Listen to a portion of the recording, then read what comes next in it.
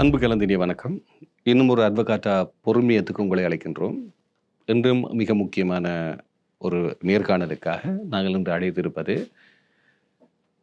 அரச கொள்கை செயற்பாட்டின் கண்காணிப்பு அறிக்கையினுடைய ஃபெப்ரல் அமைப்பின் ஒரு ஆலோசகராகவும் இலங்கைக்கு அதிகம் தெரிந்த ஒரு எழுத்தாளராகவும் ஒரு பொருளியல் நிபுணராகவும் தொடர்ந்து தனது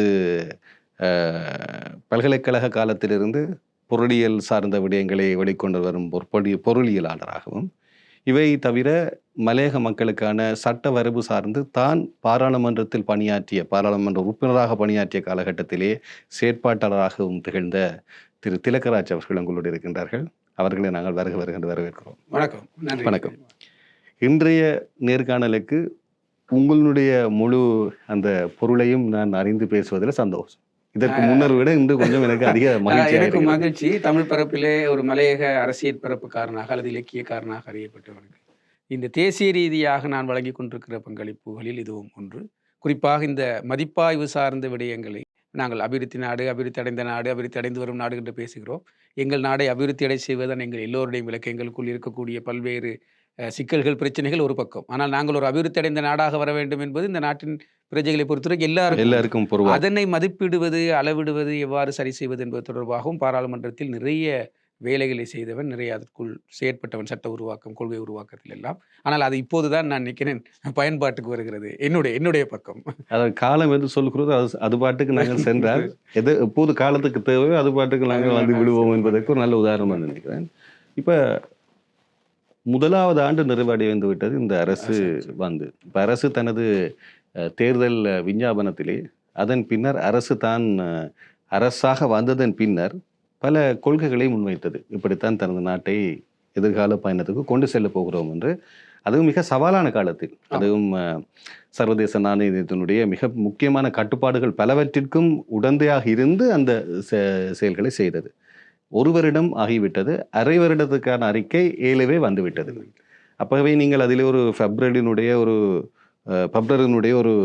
ஒரு ஆலோசகராக செயற்பட்டு கொண்டிருக்கும் நீங்கள் சரளமாக எங்கள் மக்களுக்கு இந்த முதலாவது அரையாண்டு அறிக்கை இந்த அரசு தான் சொன்ன பாதையிலே செல்கிறது என்பதனை காட்டுகின்றதா, இல்லாவிட்டால் மயக்கங்கள் அதிகம் இருக்கிறதா? நீங்கள் கேட்பது போல நேரடியாக சொன்னால் எங்களது கண்காணிப்பின் நோக்கமும் பணியாகவும் அதுவே தான் இருக்கிறது. அந்த வகையில் எங்களது அறிக்கையில் நாங்கள் சொல்லுகிறோம், அமைச்சரவை பத்திர சமர்ப்பிப்பு ரீதியாக பார்க்கின்ற போது கிட்டத்தட்ட அவர்கள் முன்வைத்த கொள்கை அறிக்கையில் ஒரு 23% பகுதி அதை நோக்கி நகர்ந்திருக்கிறார்கள். அதில் வேறுபட்ட அளவு இருக்கிறது. அந்த 23% என்று சொல்வது முழுமையாக ஒரு அடைந்த பகுதி என்கின்ற ஒரு பகுதி சொல்லலாம், அதே போல பகுதியளவில் என்கின்ற பகுதியை சொல்லலாம். அப்படி அமைச்சரவை பத்திரம் சமர்ப்பிப்பதில், ஆனால் அமைச்சரவை பத்திரம் சமர்ப்பிப்பது மாத்திரம் வேலை திட்டம் அல்லவே, ஆனால் அது ஒரு ஆரம்ப புள்ளி என்கின்ற வகையில் நாங்கள் அதனை அவ்வாறு பார்க்கிறோம். எனவே எங்களது பொதுவான அவதானிப்பு இதனை செய்வதற்கான முனைப்பை காட்டுகிறார்கள் என்பதாக நாங்கள் சொல்லலாம். ஆனால் இதிலே ஒரு மயக்கம் இருக்கிறது திலகராஜ் அவர்கள். என்னென்றால், இலங்கையை பொறுத்த மட்டில் இலங்கையினுடைய பாராளுமன்ற அலுவல்களும் அல்லது இலங்கையுடைய பாராளுமன்ற அமைப்பு, அரசியல் அமைப்பும் இப்போ அதே போன்று தெற்காசிய ஏனைய பிராந்தியத்தில் இருக்கிற நாடுகள் அமைப்பினுடைய மிகப்பெரிய வித்தியாசம் இருக்கிறது. இப்போ இந்தியாவை பொறுத்த மட்டிலே இந்த அரச கொள்கை என்பது நீண்ட காலம், அது பாராளுமன்றத்துக்குள் தீட்டப்பட முடியாது. அது அமைச்சரவை என்றாலும் கூட அதற்கான அங்கீகாரம் இல்லை. அதனால்தான் ராஜ்சபா, லோக்சபா என்று 2 சபாக்களை வைத்து அவர்கள் நிகழ்த்துகிறார்கள். இங்கே அப்படி இல்லை. அப்படி இல்லாத போது அமைச்சரவை பத்திரம்தான் ஒரு மூலப்பத்திரமாக புரிந்து கொள்ள வேண்டிய கடமைக்கும் இருக்கிறது மக்கள். வேறு வழி இல்லை. என்னோட அதை முன்னிட்டு பண்றதுக்கு இன்னொன்று இல்லை. அப்படி இல்லாட்டி உச்ச நீதிமன்றம் என்றாலும் கூட இலங்கையின் சட்ட அமைப்பை வலுக்கொண்டு வருவது எப்படி என்ற சந்தேகமும் இருக்கத்தான் செய்யுது. சொல்றது சரிதான். அப்படி இருக்கும்போது இந்த 23 என்பது ஆரோக்கியமான ஒன்றா? இப்ப சர்வதேச நாடுகளில் அந்த அளவிடணும் இருக்கிறது. அப்படி இதை நீங்கள் இந்தியாவை சொட்டதன் காரணமாக சொல்லுகிறேன். நாங்கள் அமைச்சரவை பத்திரம் நான் உதாரணமாக சொன்னேன். நான் உதாரணத்துக்கு நீங்க கேட்டதற்காக சொன்னேன். அந்த ட்ரெண்ட் என்ன நாங்கள் சொல்லுகிறோம், அந்த போக்கு உருவாக்கப்பட்டிருக்கிறதா? இதை தவிர வரவு செலவு திட்ட ஒதுக்கீடுகளை நாங்கள் பார்த்திருக்கிறோம், அல்லது முன்மொழிவுகளை பார்த்திருக்கிறோம். நிறைவேற்று அதிகார ஜனாதிபதி எடுக்கக்கூடிய தீர்மானங்களை நாங்கள் பார்த்திருக்கிறோம். அதே போல அமைச்சரவையிலே தீர்மானிக்கப்பட்ட அல்லது பாராளுமன்றத்தில் வரவு செலவு திட்டத்தினால் முன்மொழியப்பட்டு செய்யப்பட்ட விடயங்கள் எவ்வாறு அமைச்சு மட்டத்திலே செயற்பட போகின்றன என்பதை நாங்கள் 2வது காலப்பகுதியில் அவதானித்துக் கொண்டிருக்கிறோம். எனவே இது எல்லாம் சேர்ந்தது தான் எங்களது கண்காணிப்பு பகுதிக்கு வர இருக்கிறது. நான் உதாரணத்துக்காக சொன்னேன், இந்த ஒரு துறையிலே இந்த அளவு சென்றிருக்கிறார்கள் என. இனி இந்த பின்புலத்தை நீங்கள் சொல்லுவோம். இந்தியா போல அல்லது இலங்கையில் வேறு விதமான அரசியல் அமைப்பு முறைமை இருக்கிறது என்று பார்க்கிற போது, இந்தியாவுடன் ஒப்பிடுகின்ற போதும் கூட நீங்கள் சொன்ன ராஜ்யசபா, லோக்சபா என்கின்ற அந்த மக்கள் பிரதிநிதித்துவ சபை கட்டமைப்புக்கு அப்பால் இந்த குறிப்பிட்ட விடயம் சார்ந்து இந்த அதாவது கொள்கையை அமுல்படுத்துவது என்பது தொடர்பாக, அபிவிருத்தி சார்ந்த கொள்கை அமுல்படுத்துவது சம்பந்தமாக மிக முக்கியமான அம்சமாக இந்தியாவிலே நாங்கள் பார்க்கக்கூடியது நேஷனல் பிளானிங் கமிஷன், தேசிய திட்டமிடல் ஆணைக்குழு. அது இப்ப நிதி ஆயோக் என்கின்ற ஒரு பெயரிலே இயங்குகிறது. அது மிக பலமானது, பியூரோக்ராட்டிக்கல் பலமானது.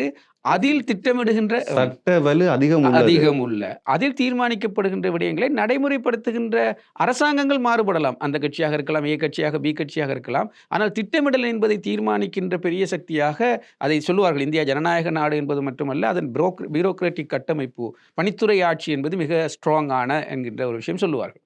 இலங்கை பொறுத்தவரைக்கும் நீங்கள் சரியாக சொன்னீர்கள்.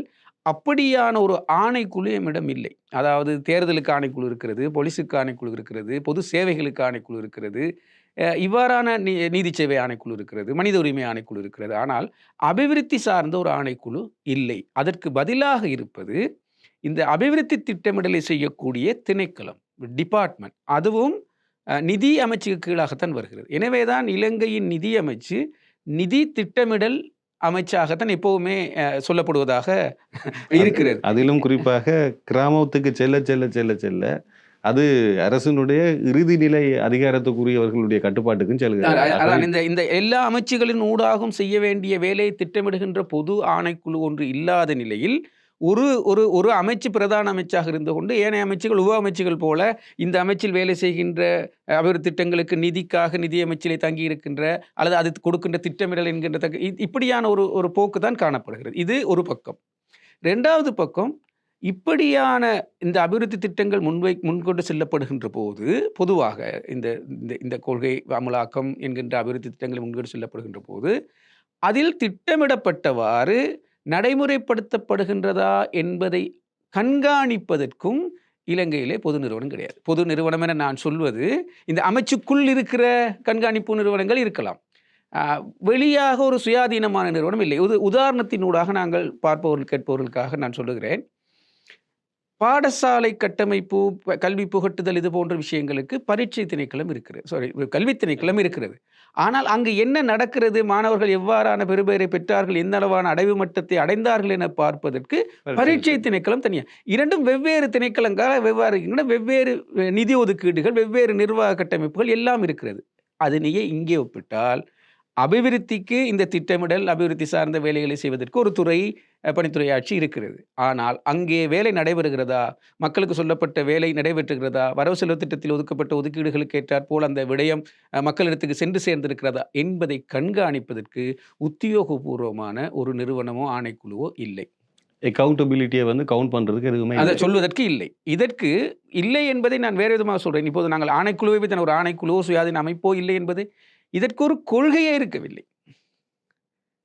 அதாவது இவ்வாறான மதிப்பீடு செய்வது ஒரு கொள்கை வேண்டும் தான். இப்போ நாங்கள் படிப்பித்து கொடுக்கிறோம், அதனை பரீட்சித்து பார்ப்போம் என்கின்ற 2 கொள்கை, 2 வேறுபட்ட கொள்கைகள். இங்கே கொள்கையே இருக்கவில்லை. 2018ஆம் ஆண்டு தான் தேசிய மதிப்பாய்வு கொள்கையை இலங்கையில் ஏற்றுக்கொள்ளப்பட்டது அமைச்சரவையில். 2019ஆம் ஆண்டு அதனை அடியொற்றிய சட்டம் ஒன்றை உருவாக்குவதற்கான பாராளுமன்ற தெரிவுக்குழுவை, அந்த தெரிவுக்குழுவை முன்மொழிந்தவர் நான். அதுதான் சொன்னேன், பாராளுமன்றத்தில் சில பணிகள் நாங்கள் முன்மொழிந்தோம். இலங்கையில் அந்த மதிப்பாய்வுக்குரிய கெப்பாசிட்டி என சொல்லக்கூடிய, நமக்கு அதை செய்யக்கூடிய தகுதிகள் இருக்கின்றதா. கெப்பாசிட்டி என்பதை, தகுதி என்பதை மாத்திரம் சொல்ல சொன்னால், நாங்கள் என்ன சொல்லணும்னு சொன்னால், அந்த மதிப்பாய்வை அல்லது ஒரு ப்ரொஜெக்டை, ஒரு அபிவிருத்தி நடவடிக்கைகளை செய்வதாக இருந்தால் அது ஒதுக்கீடு செய்யப்பட்ட பிறகு அதனை கண்காணிப்பதற்கு வரவு செலவு திட்டத்தில் நிதி ஒதுக்கப்படுகிறதா. இப்போது சொல்லலாம், எங்களுக்கு நிதி ஒதுக்கப்படுவதில்லை, சரி பரீட்சை திணைக்களத்துக்கு நிதி ஒதுக்கப்படுகிறது, அதனால் பரீட்சை நடத்துகிறார்கள். இங்கே அதை கண்காணிப்பதற்கு எங்களுக்கு நிதி ஒதுக்கப்படவில்லை, ஆனால் வரவு செலுத்தி நிதி ஒதுக்கப்படுகிறதா, அதனை செய்வதற்கு யந்திரம், பொறிமுறை நம்மளிடம் இருக்கிறது. அதுக்கு ஒரு சர்வீஸ் இருக்கணும். நாங்கள் உதாரணமாக சொல்லுவோம் என்றால் அக்கவுண்டிங் சர்வீஸ் என்று இருக்கும், கணக்காய்வு செய்வதற்கு திட்டமிடல் இருக்குது. அதுபோல் இது கண்காணிப்புக்கான ஒரு சர்வீஸ் இருக்கிறதா என்கின்ற இல்லை. அதே போல் அதை செய்வதற்குரிய ஆளுமையுள்ள ஆளணி திறன் எங்களிடம் இருக்கிறதா? அது ஒரு தனியான துறை. மதிப்பாய்வு என்பது எவாலுவேஷன், மானிட்டரிங் அண்ட் எவாலுவேஷன் என்பது ஒரு தனியான துறை. உலகளாவிய ரீதியாக அப்படின்னா அது வளர்ச்சியடைந்த துறை. அதனுடைய ஆள்பொருள்ல அதுக்கான கல்வி திட்டங்கள் எமது திட்டங்கள் பல்கலைக்கழகங்கள் இருக்கிறாண்டு நாங்கள் இன்னும் ஆழமாக செல்ல ஆழமாக வேண்டும். அப்ப இந்த இந்த இல்லாமைகளுக்கு மத்தியில் இந்த இல்லாமைகளுக்கு மத்தியில் தான் ஒரு 3ஆம் தரப்பாக சிவில் சமூக அமைப்புகளாக இருக்கக்கூடிய முன்னணி சிவில் சமூக அமைப்பாக இருக்கக்கூடிய பெஃபரல், அதேபோல மார்ச் 12 மூவ்மெண்ட் என்கின்ற மார்ச் 12 இயக்கம், அதனோடு பல அமைப்புகள் சேர்ந்து இருக்கின்றன. இந்த 2 அமைப்புகளும் ஓரளவு அரசியல், அரசாங்கம், தேர்தல், கண்காணிப்பு இது சார்ந்த விடயங்களில் அக்கறை காட்டி வருகின்ற நிறுவனங்கள். பெஃப்ரலை பற்றி கூடுதலாக மக்களுக்கு பற்றி தெரிந்த தெரியும். அளவுக்கு இந்த மார்ச் 12 என்ற இயக்கத்தின் சார்ந்த விடயங்கள் தெரியாது. தெரியாது. அதை பற்றியும் கொஞ்சம் குறித்து ஏன் அது இப்படியான செயற்பாடுகள் அதிகம் பேசப்படுது என்ற கேள்விகள் இருக்கு. நல்ல விஷயம். மார்ச் 12 இயக்கம் என்பது 2015ஆம் ஆண்டு மார்ச் மாதம் 12ஆம் தேதி இலங்கையில் உருவாக்கப்பட்ட ஒரு இயக்கம்.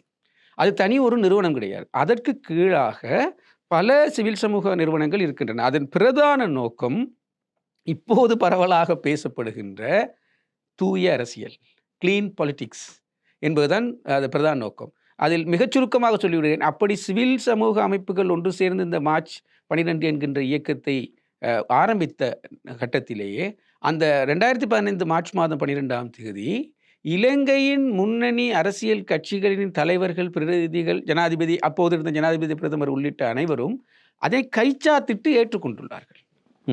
இப்போது இருக்கிற அரசாங்கத்தின் சிரேஷ்ட அமைச்சராக இருக்கக்கூடிய சுனில் ஹந்துன்னத்தி அவர்களும் அதில் கையொப்பமிட்டார்.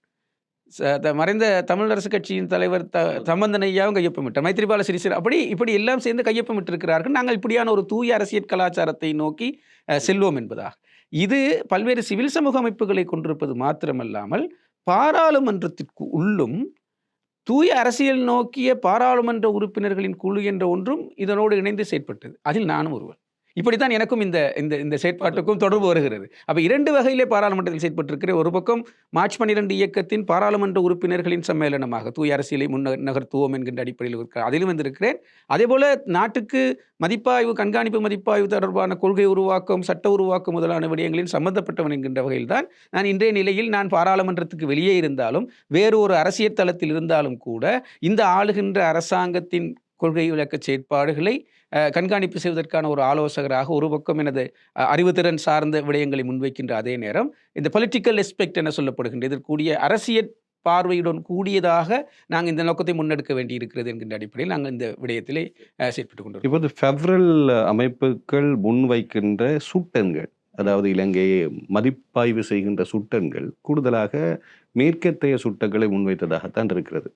வழியும் இல்லை, ஏனென்றால் அது சார்ந்தான் இருக்கணும். ஆனால் 1800 மத்திய காலத்திலிருந்து குறிப்பாக இந்த அபிவிருத்தி அடைந்து வரும் நாடு, அதுவும் சாதாரணமாக சொல்ல போனால் எங்களுடைய மகாத்மா காந்தி எடுத்த சுயராஜ்ய செயற்பாடு கூட இவை இந்த மேலத்தைய சுட்டங்கள் இது சார்ந்த பார்வைக்கு எதிரானது தான். சென் போன்றவர்கள், கால்மாஸ்கோட் போன்றவர்கள் கூட அதை பற்றி எதிர்க்கிறார்கள். உங்களை எனக்கு நன்றாக தெரியும். பல மார்க்சிஸ்டர்களை அருகிலே வைத்து பேசி கொண்டிருந்தவர் நீங்கள். அப்படி பார்க்கும்போது இப்போது நான் தனிப்பட்ட ரீதியில் ஒரு ஊடகனாக பார்க்கிறேன்.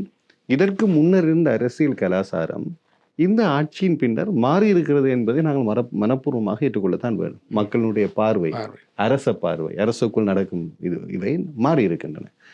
இவை சார்ந்த சுட்டங்கள், அதாவது ஒரு மனிதன் ஒரு ஒட்டுமுழுதுமாக மாறுகிறானாக இருந்தால் அந்த மாற்றத்தின் மூலமாக வருகின்ற பெறுபேறுகள் சார்ந்த சுட்டங்கள் இதை நீங்கள் முழுமையாக நான் வாசித்தேன். அது சார்ந்த பார்வைகள் இல்லை. அப்படி இருக்கும்போது நாங்கள் இந்த அரசு சரியான முறையை நகர்த்துகிறது என்பதை நாங்கள் சொல்வதற்கு இதை மாத்திரம் நம்பியிருப்பது சரியா? இல்லை, நிச்சயமாக இல்லை. இதை மாத்திரம் நம்பியிருக்க முடியாது. ஆனால் இதில் ஒரு விஷயத்தை சொல்ல வேண்டும். இத்தகைய முயற்சி செய்யப்படுகின்ற முதல் முறைமை இது.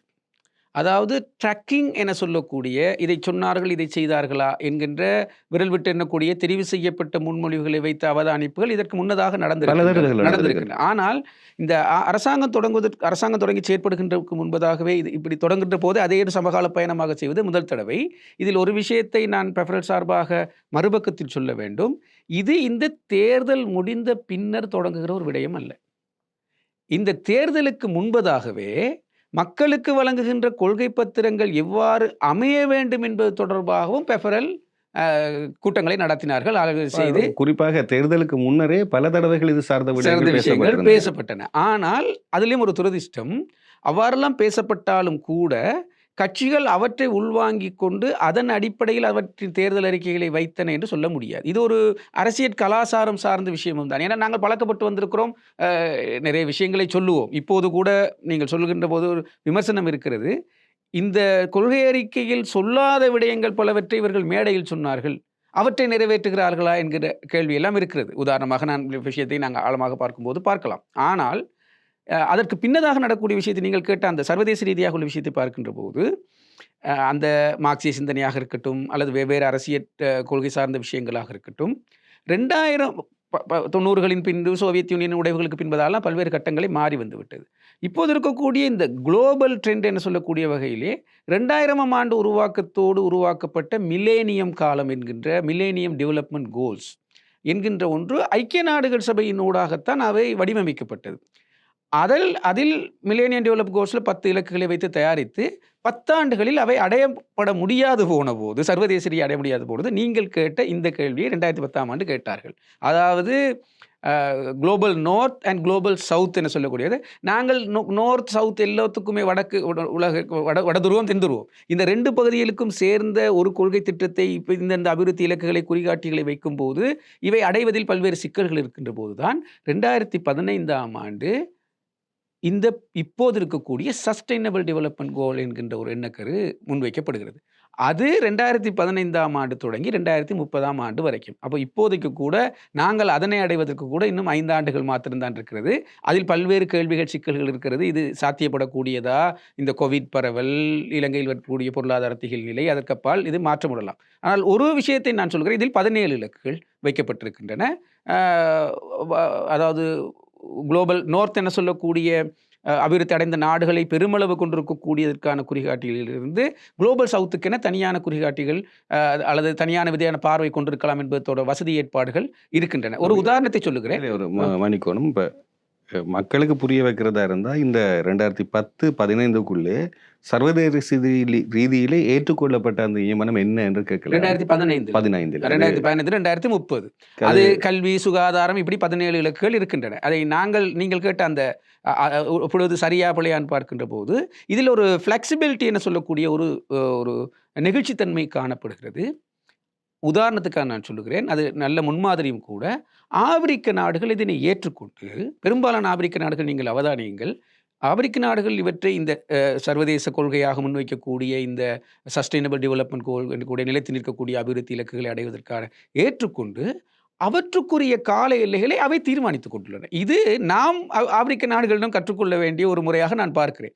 சில நாடுகள் நாங்கள் இதை ஏற்றுக்கொள்கிறோம், இவ்வாறு உலகளாவிய ரீதியான அபிவிருத்தி இலக்குகளோடு நாங்கள் செல்வதற்கு. ஆனால் நாங்கள் இந்த இலக்கை அடைவதற்கு 2048 ஆகும் ஆண்டு என ஒரு நாடு அறிவித்திருக்கிறது. உகண்டா போன்ற நாடுகள் 2052ஆம் ஆண்டு நாங்கள் அடைவோம். கென்யா போன்ற நாடுகள் இப்படி வெவ்வேறு காலகட்ட பகுதிகள் இருக்குது. ஆனால் இலங்கை தொடர்பாக விரிவாக பேசினால் ஐக்கிய நாட்டு சபையிலே இந்த மதிப்பாய்வு கொள்கையை நாங்கள் நடைமுறைப்படுத்துவோம், அதை செயற்படுத்துவோம் என்பதை 2023ஆம் ஆண்டு ஐநா கூட்டத்திலே இணை அனுசரணை வழங்கியிருக்கிறது. நாங்கள் மற்ற மனித உரிமை பேரவை மாநாட்டில் ஐநா சபை பேசுகிற அளவுக்கு இந்த விஷயங்களில் இலங்கை பேசப்படுகின்ற அளவுக்கு நாங்கள் ஊடகங்களில் பேசுவதை நான் நினைக்கிறேன். தமிழிலே முதல் முறையாக நான் உங்களிடம் இந்த விஷயத்தை பகிர்கிறேன்னு நினைக்கிறேன். கால அளவு கொடுத்ததா இலங்கை? இல்லை, அதான் அதைத்தான் சொல்ல வந்தேன் அடுத்ததாக. அவ்வாறு ஐக்கிய நாடுகள் சபைக்கு அதை ஏற்றுக்கொள்வது, ஒப்பமிடுவது போன்ற விஷயங்களை அங்கே போய் சென்று விட்டு வருகிற அளவுக்கு இது இலங்கையின் குறைபாடு. இங்கே வந்து அதனை நடைமுறைப்படுத்துவதில் பல்வேறு குறைபாடுகள் காணப்படுகிறது. உதாரணமாக நீங்க சொல்வது இப்போ ஒரு அரசு சார்ந்தது தொடர்ந்து ஒவ்வொரு அரசும் இந்த இலங்கை பின்னடைந்து நிற்கிறதற்கு காரணம், அபிவிருத்தி பின்னடைவு இருக்கிறதுக்கு காரணம் இந்த சர்வதேச ரீதியாக ஏற்றுக்கொண்டு இங்கே வந்து நடைமுறைப்படுத்துவதில் இருக்கக்கூடிய உள்ளூர் சிக்கல் தான். அரசியல் சிக்கல்கள், நடைமுறைப்படுத்தல் சிக்கல்கள் தான் அதில் இருக்கக்கூடிய பிரதான காரணமாக நான் பார்க்கிறேன். அதான் உண்மை என்று நாங்கள் கூட சொல்லலாம். இந்த சிக்கல்களுக்கெல்லாம் மத்தியில் தான் இந்த சிவில் சமூக அமைப்புகள், நிறுவனங்கள் எல்லாம் ஒன்று சேர்ந்து கருத்த விஷயங்கள் தான் கொள்கையாக மக்களிடம் சென்று தேர்தல் வாக்கு கேட்பதற்கு முன்பதாக முன்வைக்கின்ற கொள்கைகளை தயாரிக்கும் போதே ஒரு நடைமுறைப்படுத்தக்கூடிய யதார்த்தமான திட்டத்தை தயாரிப்பதிலிருந்து தான் அது ஆரம்பமாகிறது. சிக்கல் இருக்கு, அதே பெரிய சிக்கல் இருக்கிறது. இதில் கூட சிக்கல் இருக்கிறது. நாங்கள் பேசுவதற்கு முன்பதாக இந்த அறிக்கையில் கூட இருக்கக்கூடிய சிக்கல், இதில் நிறைய 4 அம்சங்களாக பிரித்து வசதியான நாடு, பாதுகாப்பான நாடு, வளமான நாடு, ஸ்ட்ராங் கண்ட்ரி அப்படின்லாம் சொல்லப்பட்டிருக்கிறது. ஆனால் எத்தனை வாக்குறுதிகள் என நீங்கள் எண்ணிதான் கணக்கெடுக்கணும். இதற்குள் எத்தனை வாக்குறுதிகள் இருக்கின்றன? சார் சொல்லத்தானே வேணும். எத்தனை வாக்குறுதி நாங்கள் எண்ணி ஒவ்வொன்றாக கணக்கெடுத்திருக்கிறோம். 1133 வாக்குறுதிகள் இதற்குள் இருக்கின்றன. சரியாக திருக்குறள் எண்ணிக்கை வந்து அதான் நான் சொல்ல நினைச்சு இன்னும் 3 குறைவா இருந்திருந்தா திருக்குறள் சொல்லப்பட்டது போல நான் அடிக்கடி நான் இதோடு இந்த சம்மந்தப்பட்ட வேலை செய்கிற எல்லாமே சகோதரர்கள் சகோதரிகளோட தான் வேலை செய்ய அவங்களுக்கு நான் திருக்குறளை பற்றியும் சொல்லி இந்த 1330 குறளையும் சொல்லி அது ஒரு உலக மரபுவான விஷயங்களுக்கான வாழ்க்கை தத்துவங்களும் சொல்லி அதுபோல இருக்கிற நகைச்சுவையாக நானும் சொல்லிக் கொள்வது உண்டு. மறைமுகமான திருக்குறள் தான். எனவே அந்த குறைபாடுகள் எல்லாம் இருக்கு. இப்போ நாங்கள் இதுவரைக்கும் பேசிய விஷயங்கள் எல்லாம் நாடு சார்ந்தும் இலங்கை சார்ந்தும் காணப்படக்கூடிய குறைபாடுகளுடன் கூடியதாகத்தான் இந்த ட்ரக்குக்குள் கொண்டு வர பார்க்கிறோம். எப்படியாவது எல்லா கட்சிகளையும் தங்களது கொள்கை அறிக்கை தயார் செய்யும் போது இப்போ நீங்கள் பேசும்போது என்ன விளங்குறேன்டா திலகர்கள், இப்போ நாங்கள் கவர்ச்சிகரமான வாக்குறுதிகளை கூடுதலாக கொடுக்கிறோம். யதார்த்தமான ஒரு போக்குக்கு நாங்கள் இல்லை. ஆனால் எனக்கு மாற்று கருத்து ஒன்றும் இருக்கிறது. நீங்கள் ஒரு நடுநிலையானால் கேட்கலாம். இதற்கு முன்னர் கட்சி சார்பாக பேசப்பட்ட விடயங்களிலிருந்து பார்க்கும்போது இந்த அரசு ஓரளவு யதார்த்தத்தை முன்கொண்டு வருகிறது என்று நான் சொல்லுகிறேன். நீங்கள் என்ன சொல்லுங்க? இல்லை, இதற்கு முன்பதாகவும் அப்படி யதார்த்தத்தோடு இருக்கிறது இல்லை. இப்போ நாங்கள் இப்படி மறுபக்கமாக சொல்லுவோமே, அந்த 76 ஆண்டு காலமாக மொக்குது உன்னே என்ன நடந்தது எங்கள் நாடு இப்படி போன்னு சொல்லிட்டு அடித்து முடிக்கிற அளவுக்கு இந்த 76 வருடங்கள் ஒன்றுமே நடக்காமலும் இல்லை. சில உதாரணங்களை சொல்லலாம். இப்போ மகாவலி அபிவிருத்தி திட்டம் போன்ற அபிவிருத்தி திட்டங்கள் 30 ஆண்டு காலத்தில் தயாரிக்கப்பட்டு பிறகு துரித மகாவலி அபிவிருத்தி திட்டமாக தயாரிக்கப்பட்டு நாட்டில் கொண்டு வரப்பட்ட மாற்றங்கள், அதனால் விவசாய மாற்றங்கள், அதை சொல்லலாம். இன்றைக்கு வீழ்ச்சி நிலைக்கு சென்றிருந்தாலும் கூட ஆடைக்கை தொழிற்சூழலை சார்ந்து அப்படி குறிப்பிட்டு சொல்லக்கூடிய விஷயங்கள் இருக்கின்றன, நடந்தேறி இருக்கின்றன. ஆனால் இந்த சமகாலத்தில் உருவாக்கப்பட்டிருக்கக்கூடிய இந்த அரசாங்கம் செய்வது போன்ற ஒரு தோற்றப்பாடும் அல்லது அதனை நோக்கி நீங்கள் சொன்னது போல பொதுமக்கள் பார்வையும் திரும்பி இருப்பது பிரதான காரணம். முதன்முறையாக இலங்கை வங்குரோத்தடைந்ததாக அறிவித்ததன் பின்னர் மக்கள் வாக்களித்து தெரிவு செய்த அரசாங்கம் என்கின்ற அடிப்படையில் நாங்கள் வங்குரோத்து நிலையை அடைந்து விட்டோம். எங்களால் முடியாது என்கின்றதை அறிக்கை இதற்கு முன்னதான அரசாங்கம் உத்தியோகபூர்வமாக அறிவித்தார்கள் சர்வதேசத்துக்கு. நாங்கள் இயலாமல் நிலைக்கு பொருளாதார ரீதியாக கடன் கட்ட முடியாது, இயலாத நிலைக்கு சென்று விட்டோம் என உத்தியோகபூர்வ அறிவித்தலின் பின்னர் அப்போதுதான் மக்கள் ஒவ்வொருவரும் உணரத் தொடங்கினார்கள், அல்லது அவர்களுக்கே உணரத் தொடங்கியது நாங்கள் திவாலாகி என்று சொல்றது. நாங்கள் அப்படி நிற்கிறோம். இந்த நிலையில் நாங்கள் தெரிவு செய்கிற அரசுக்கு எந்த அரசாங்கம் இருக்க வேண்டும், அவர்கள் நோக்கு வாக்களிக்க வேண்டும், அவர்கள் செய்கின்ற வேலையை நாங்கள் அவதானிக்க வேண்டும் என்கின்ற ஒரு கலாச்சாரம் உருவாகி அது முன்பை விட இந்த சூழ்நிலை இந்த அரசாங்கம் செய்ய தள்ளப்பட்டிருக்கிறது என நான் சொல்லுகிறேன். இந்த அரசாங்கத்தை நோக்கிய பார்வை மக்களிடத்தில் அதிகரித்திருக்கிறது என்பது தெரிகிறது. இத்தகைய உரையாடலை நாங்கள் இது போன்ற ஒரு நிகழ்ச்சியிலே கலந்து பேசுகிற ஒரு தன்மை முன்பு இருந்ததாக நான் பார்க்கவில்லை. இப்படி அவ்வப்போது நடக்கக்கூடிய அரசியல் சம்பவங்களை எடுத்து வைத்து ஒரு சட்டத்தின் எடுத்து அதை பற்றி பேசுவோமே தவிர இந்த தொடர்ந்தேட்சி சம்பந்தமாக கண்டினியூட்டியான சம்பந்தமாக பேசுவது குறைவாக இருக்கிறது. அதுக்கு மத்தியில் தான் நாங்கள் இந்த கட்டத்துக்கு வந்திருக்கோம். இப்போ நாங்கள் இப்போ இப்படி பார்ப்போம், சர்வதேச நாணயத்தில் ஒரு மொத்த வியாபாரியா ஒரு இடத்துல, அதே போன்று மற்ற நாடுகளை நாங்கள் எடுத்துக்கொண்டோம்னு சொன்னால் ஒரு சில்லறை வியாபாரிகளை பல இடத்துல இருக்கிற வியாபாரிகள். இப்போ அவர்கள் உற்பத்தி செய்தும் விற்கலாம், அதே போல பொருட்களை வாங்கியும் விற்கலாம். பொருட்களை வாங்கி விற்பதற்கு வேறு இடத்திலிருந்து மொத்த வியாபாரத்தில் எடுக்கணும், அது இறக்குமதி. அப்போ அந்நிய செலாவணி அங்கே தங்கி இருக்கிறது. மறுபக்கம் நாங்கள் பார்ப்போம் உற்பத்தி செய்து கொடுப்பது. அப்படி என்றால் அங்கே ஒரு தொழில்துறை, அங்கே இருப்பவர்களுக்கு வாய்ப்பு. இப்படித்தான் இருக்கு. சர்வதேச நியமனம் என்பது இந்த கம்படிட்டிவ் அட்வான்டேஜ். இது நாங்களே நீங்கள் பல்கலைக்கழகம் கற்கும் காலத்தில் நான் கற்கும் காலத்தில் இந்த கம்படிட்டிவ் அட்வான்டேஜ் என்பது பேசுபொருளாக தான் இருந்தது. ஆனால் சடுதியாக ஒரு 5-6 வருடங்களுக்குள்ள இதுதான் உலகத்தின் நியமனம் என்று சொல்லியாயிட்டு. இப்போது அப்படியானதை முற்று முழுதாக எதிர்த்த முழுக்க கம்யூனிஸ்டாக இருந்த நாடு தான் சீனா.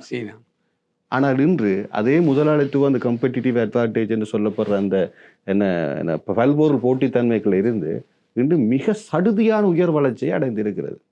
இலங்கை இன்னும் அவ்வகையான ஒரு அமைப்புக்குள்ள இல்லை. நாங்கள் அடிப்படையாக சொல்ல போனால் ஆதி காலத்தில் இருந்திருக்கலாம், ஆனால் தற்போது அடிப்படையாக இல்லை. சர்வதேச நாணய நிதியம் இது அந்த மொத்த வியாபாரி. இப்போ தான் கொடுத்த பொருட்களை திருப்பி எடுத்தே ஆகும், காசை எடுத்தே ஆகணும். இப்போ விற்கிறதா இல்லையான்னு நியமனத்தில் இருக்கு. நாங்கள் என்னத்தை சொல்லி பார்த்தாலும் இலங்கையின் இந்த அரசியல் கட்டமைப்பு ஒரு சிக்கல் இருக்குது திலகர்களே, உங்களுக்கே தெரியும். தொழிற்சங்கங்கள் மிதமான வேலையைத்தான் எப்போதும் முன்மொழிகிறார்கள். இப்போது இது நீங்கள் இப்போ அரசியல் இல்லைன்றபடியா நீங்கள் தெளிவாக பேசலாம். அரசியல் இருந்தாலும் பேசுகிறேன், அது பிரச்சனை. மிதமான ஒரு ஒரு வாழ்க்கை தரத்தை, அதாவது அவர்கள் கடுமையாக உழைக்காமல் வாழ வேண்டும் என்று சொல்லுகிறார்கள். உழைத்தால்தான் போட்டித்தன்மைக்கு முகம் கொடுக்கலாம். இன்றைக்கு அப்படி முகம் கொடுக்க முடியாமல் எங்கள் தேயிலை ஒரு ஒரு துறையே நாங்கள் ஒரு சர்வதேச சந்தையிலே ஒரு கேள்விக்குறியாக்கி வச்சிருக்கிறோம். அப்ப இவ்வளவு சிக்கல் இருக்கு. அப்ப இப்ப நான் சொல்றேன், அரசு இயந்திரத்தை விடுங்க. அரசு இயந்திரம் இப்ப அந்த மிதத்தின் அதி உச்சமான மிதம் தான் அரசு இயந்திரம். ஏனென்றா எல்லா இடங்களிலுமே தொழிற்சங்கம்.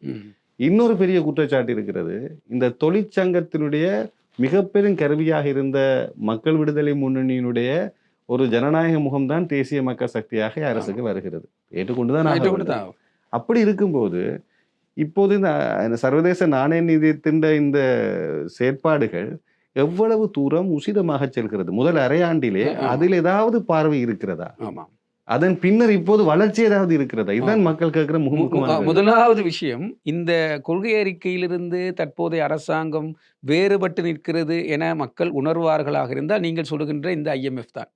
IMF நடைமுறையை கடுமையாக எதிர்த்தவர்கள், வாய்மொழி மூலமாக எதிர்த்தவர்கள் இப்போது அதனை பின்பற்றுகிறார்கள் என்பது பெரும் குற்றச்சாட்டாக முன்வைக்கப்படுகிறது. ஆனால் அதனை தவிர்த்து விட்டு போக முடியாத அளவுக்கு தான் இலங்கை நிலைமை இருக்கு. அதற்கு காரணம் நீங்கள் சொன்ன முதலாளித்துவ உள்வாங்கல் முன்னெடுப்புகள் கூடவாக இருக்கின்ற போது வலதுசாரி பொருளாதார அந்த திறந்த பொருளாதார முறை வருகிற போது, அதே மாதிரி இடதுசாரி அரசாங்கம் இருக்கிற போது மூடிய பொருளாதார கொள்கை, இப்படியெல்லாம் நாங்கள் பார்த்தோம். அதற்கு முன்பதாக எங்களிடம் இருந்த கிராமிய பொருளாதாரம், இந்த இந்த இந்த எல்லாம் ஒவ்வொரு பொருளாதார வடிவங்கள் நாங்கள் படித்தது. அதிலெல்லாம் தாண்டி இலங்கை தங்கி இருக்கும் பொருளாதார நிலைமைக்கு மாறி மிக காலம் ஆகிவிட்டது. டிபெண்டன்ட் எக்கனமி, டிபெண்டன்ட் எக்கனமி சொல்கிறோம். யாருலே தங்கி இருக்கிறோம்? இப்போ IMFலே தங்கி இருக்கிறோம். IMF என்பது அது பல நாடுகள் சேர்ந்த நிதியை தங்கி இருக்காட்டி எங்க தங்கி இருக்கிறாலும் பல நாடுகளில் தங்கி இல்லை. எனவே இப்போதைக்கு இந்த அரசாங்கத்தின் நிலைமை IMFஐ அல்லது சர்வதேச நாணயத்தை அப்படியே தொடர்ந்தேர்ச்சியாக கொண்டு செல்வதற்கான எடுக்க வேண்டிய முயற்சி வந்தும் அந்த தங்கியிருத்த நிலையிலிருந்து உடனடியாக வெளியே வந்து நீங்கள் சொன்னது போல உற்பத்தி பொருளாதாரத்துக்கு மாறுவது இயல்பாக இங்கே நடக்கக்கூடியதான ஒரு கட்டமைப்பு இல்லை. ஏன்னா இதை எவ்வளவு காலமாக நாங்கள் வீழ்ந்தோமோ அவ்வளவு காலம் எடுக்கும் மேலே வருவதற்கு, அல்லது அதை விட கூடுதலான காலம் எடுக்கும். ஏன்னால் ஒரு நிலையிலிருந்து நாங்கள் அதன் முன்னர் உதாரணம் சொன்னது போல மகாவலி அபிவிருத்தி திட்டத்தை நாங்கள் கொண்டு வந்தது இலங்கை விவசாய நாடை நோக்கிய முன்னோக்கிய நகர்வுக்கானது. அதையெல்லாம் செய்துவிட்டு அரிசியை இறக்குமதி செய்கின்ற இன்னொரு பக்கத்தை திறந்து விட்ட பிறகு இங்கே உற்பத்தி செய்கின்ற அரிசியை மக்கள் விற்பனை செய்து கொள்ள முடியாது. முரணான கொள்கை. பலருக்கு தெரியாது, இலங்கையின் உள்நாட்டு உற்பத்தியில் 78% ட்ரேட் வர்த்தகம் தான். அப்படி என்றால் இப்ப நீங்க சொன்னது போல மூதல சொத்துக்கு நிதி வருஷக்கணக்கா அரசு கொடுத்த நிதிகள் எங்கே? இப்ப அதனுடைய பிரதிபகாரம் என்ன? மிக பொருத்தமான ஒரு இடத்துக்கு வந்து அந்த எங்கே என்கின்ற கேள்வி வருதல்ல. நீங்கள் இப்ப கேட்குறீங்க, இதுக்கு இந்த கொடுக்கப்பட்ட நிதிக்கு என்ன நடந்து எங்கே என்கின்ற கேள்வி. இதுதான் மதிப்பாய்வு, இதுதான் இவாலுவேஷன். இதனை நாங்கள் பின்னோக்கி பார்ப்போமாக இருந்தால், நான் இதனை ஒட்டியே போகிறேன், பின்னோக்கி பார்ப்போமாக இருந்தால் 2012ஆம் ஆண்டுக்கும் 2022ஆம் ஆண்டுக்கும் இடையிலான ஒரு 10 ஆண்டு காலத்தை எடுங்கள். இந்த 10 ஆண்டு காலத்தில் இலங்கை நோக்கி வந்த மெகா ப்ரொஜெக்ட்ஸ் என சொல்லக்கூடிய பெரும் அபிவிருத்தி திட்டங்களாக கருதக்கூடிய திட்டங்களை நோக்கி வந்தவற்றுள் எந்த அளவு தூரம் அவை நடைபெற்று முடிந்திருக்கின்றன, மக்களுக்கு சென்றிருக்கின்றன, அது நிறைவடைந்திருக்கின்றன என்பது தொடர்பான ஒரு குறிப்பிட்ட மதிப்பாய்வு ஒன்று இலங்கையில் நடத்தப்பட்டது. இது குறித்து ரணில் விக்ரமசிங்கே அவர்கள் ஜனாதிபதியாக இருக்கும்போது அவரை நிதியமைச்சராகவும் இருந்தார் என்கின்ற அடிப்படையில் அவர் ஒரு அமைச்சரவை பத்திரத்தை தாக்கல் செய்கிறார். இது உறுதியான தகவல். அதில் அந்த மதிப்பாய்வு என்ன சொல்லுகிறது என்றால் 2012க்கும் 2022ஆம் ஆண்டுக்கும் இந்த நாட்டுக்குள் கொண்டு வரப்பட்ட மெகா ப்ரொஜெக்ட்ஸ் என கொள்ளக்கூடிய பெரும் அபிவிருத்தி திட்டங்களுக்கான நிதியிட்டம் கொண்டு வரப்பட்ட போது அல்லது அது கடன் பிறகு உருவாக்கப்பட்ட போதும் 12% மாத்திரம்தான் நிறைவுபடுத்தப்பட்டது. 88% அளவு என்ன நடந்தது என்றே தெரியாது. ஆனால் அதை நோக்கி நாங்கள் ஒப்பந்தம் செய்திருக்கிறோம், அதை நோக்கி கடன் வாங்கியிருக்கிறோம். எனவே இந்த 2022ஆம் ஆண்டு ஏன் நாங்கள் பங்குரோத்து நிலைக்கு சென்றோம் என்பதற்கு இதுவே. எனவே இது ஒரு அமைச்சரவை பத்திரத்தினூடாக உறுதிப்படுத்தப்பட்ட பிறகுதான் இதிலிருந்து மேல் வருவதற்கான வேலை திட்டங்கள் என்ன என்பது தொடர்பாக செய்யப்பட்டது. எனவே எங்களுக்கு இந்த மதிப்பாய்வின் முக்கியத்துவம், நாங்கள் பிள்ளைகள் படித்து கொண்டே இருக்கிறோம், அவங்க படிக்கிறாங்களா இல்லையாண்டு பார்க்கறதுக்கு பரீட்சை நடத்துவது போல இதன் முக்கியத்துவத்தை வலியுறுத்தி தான் 2015ஆம் ஆண்டு நான் சொன்னது போல இந்த SDG வருகையோடு கூடவே SDG தீர்மானித்த நாளில் நான் ஐக்கிய நாடு சபையில் இருந்தேன். நான் வேறொரு விஷயமாக போயிருந்தேன். ஆனால் அந்த தீர்மானம் எடுக்கும் போதே நான் அதனை உள்வாங்கி கொண்டேன். இப்படியான ஒரு விஷயம், MDG மாறுகிறது, SDG வரப்போகிறது, அது நம்மை போன்ற நாடுகளுக்கான ஒரு இது. எனவே உலக ரீதியாக நீங்கள் சொன்னது போல அந்த அந்த அந்த நியமங்களை ஏற்றுக்கொள்ள முடியுமா என்கிற போது, இப்படி தங்கியிருக்கிற பொருளாதாரத்துக்கு நாங்கள் மாறுகின்ற போது, தவிர்க்க முடியாமல் அந்த நிகழ்ச்சி நிரலுக்கும் நாங்கள் என்ன செய்ய வேண்டியிருக்குது? சென்றே ஆக வேண்டி இருக்கிறது. அது அது அதில தான் நிறைய விஷயங்கள் உள்ள வருகிற போது நிறைய பேர் எதிர்க்கிறார்கள். எங்களுக்கு ஒரு கலாச்சாரம் இருக்கிறது, எங்களுக்கு ஒரு பண்பாடு இருக்கிறது என்றால், அதனையெல்லாம் அது இருக்கிறதா இல்லையா அந்த கலாச்சார பண்பாடுகள் என்ன என்பது வேறு கேள்வி. ஆனால் அதனையெல்லாம் தாண்டிக் கொண்டு இங்கே வேறு நிகழ்ச்சி நிரல் வருவதற்கு காரணம் நாங்கள் தங்கியிருத்தல் பொருளாதாரத்துக்கு வந்துவிட்டோம். இந்த இல்லாமைகள், இந்த சிக்கல்களுக்கு மத்தியில் ரணில் விக்ரமசிங்கே அவர்கள் செய்த வேலை உண்டு. அந்த பொருளாதார அந்த மந்த நிலையிலிருந்து மீள்வதற்கு அல்லது வங்குரோத்து நிலையிலிருந்து மீள்வதற்கு இந்த மதிப்பாய்வை கட்டாயமாக்குவதற்கு ஒரு வேலை செய்தார். 2018ஆம் ஆண்டு கொண்டு வரப்பட்ட அந்த கொள்கை, அவரது காலத்தில் தான் அது நிறைவேற்றப்பட்டது. அந்த கொள்கையை இந்த அமைச்சகங்களின் ஊடாக அ வரைவு செய்து, சட்ட வரைவு செய்து, ஃப்ரேம் ஒர்க் என்று செய்து அதனை நடைமுறைப்படுத்துவதற்கு 2023ஆம் ஆண்டு செப்டம்பர் மாதம் ஒரு நடவடிக்கை எடுத்து அமைச்சரவை அமைச்சுக்கள் மட்டத்திலே அது இப்பொழுது செயற்பாட்டுக்கு வந்திருக்கிறது. இனி நாங்கள் அதை எவ்வாறு கண்காணிக்கிறார்கள் என பார்ப்போம். எவ்வாறு அவர்கள் கண்காணிக்கிறார்கள், நாங்கள் எவ்வாறு கண்காணிக்கிறோம் என்பதாக சென்றால், நாங்கள் இனி இந்த குறைபாடுகளுக்கு அப்பால் அல்ல குறைபாடுகளுக்கு மத்தியில் எவ்வாறு முன்னோக்கி கண்காணிப்பு செய்வது என்பது தொடர்பாகும். கண்டிப்பா அது இப்படியான சுதந்திர கண்காணிப்பு இருப்பது, இப்ப இலங்கை கட்டாயப்படுத்தப்பட்ட கண்காணிப்பையே சரியாக செய்யாது.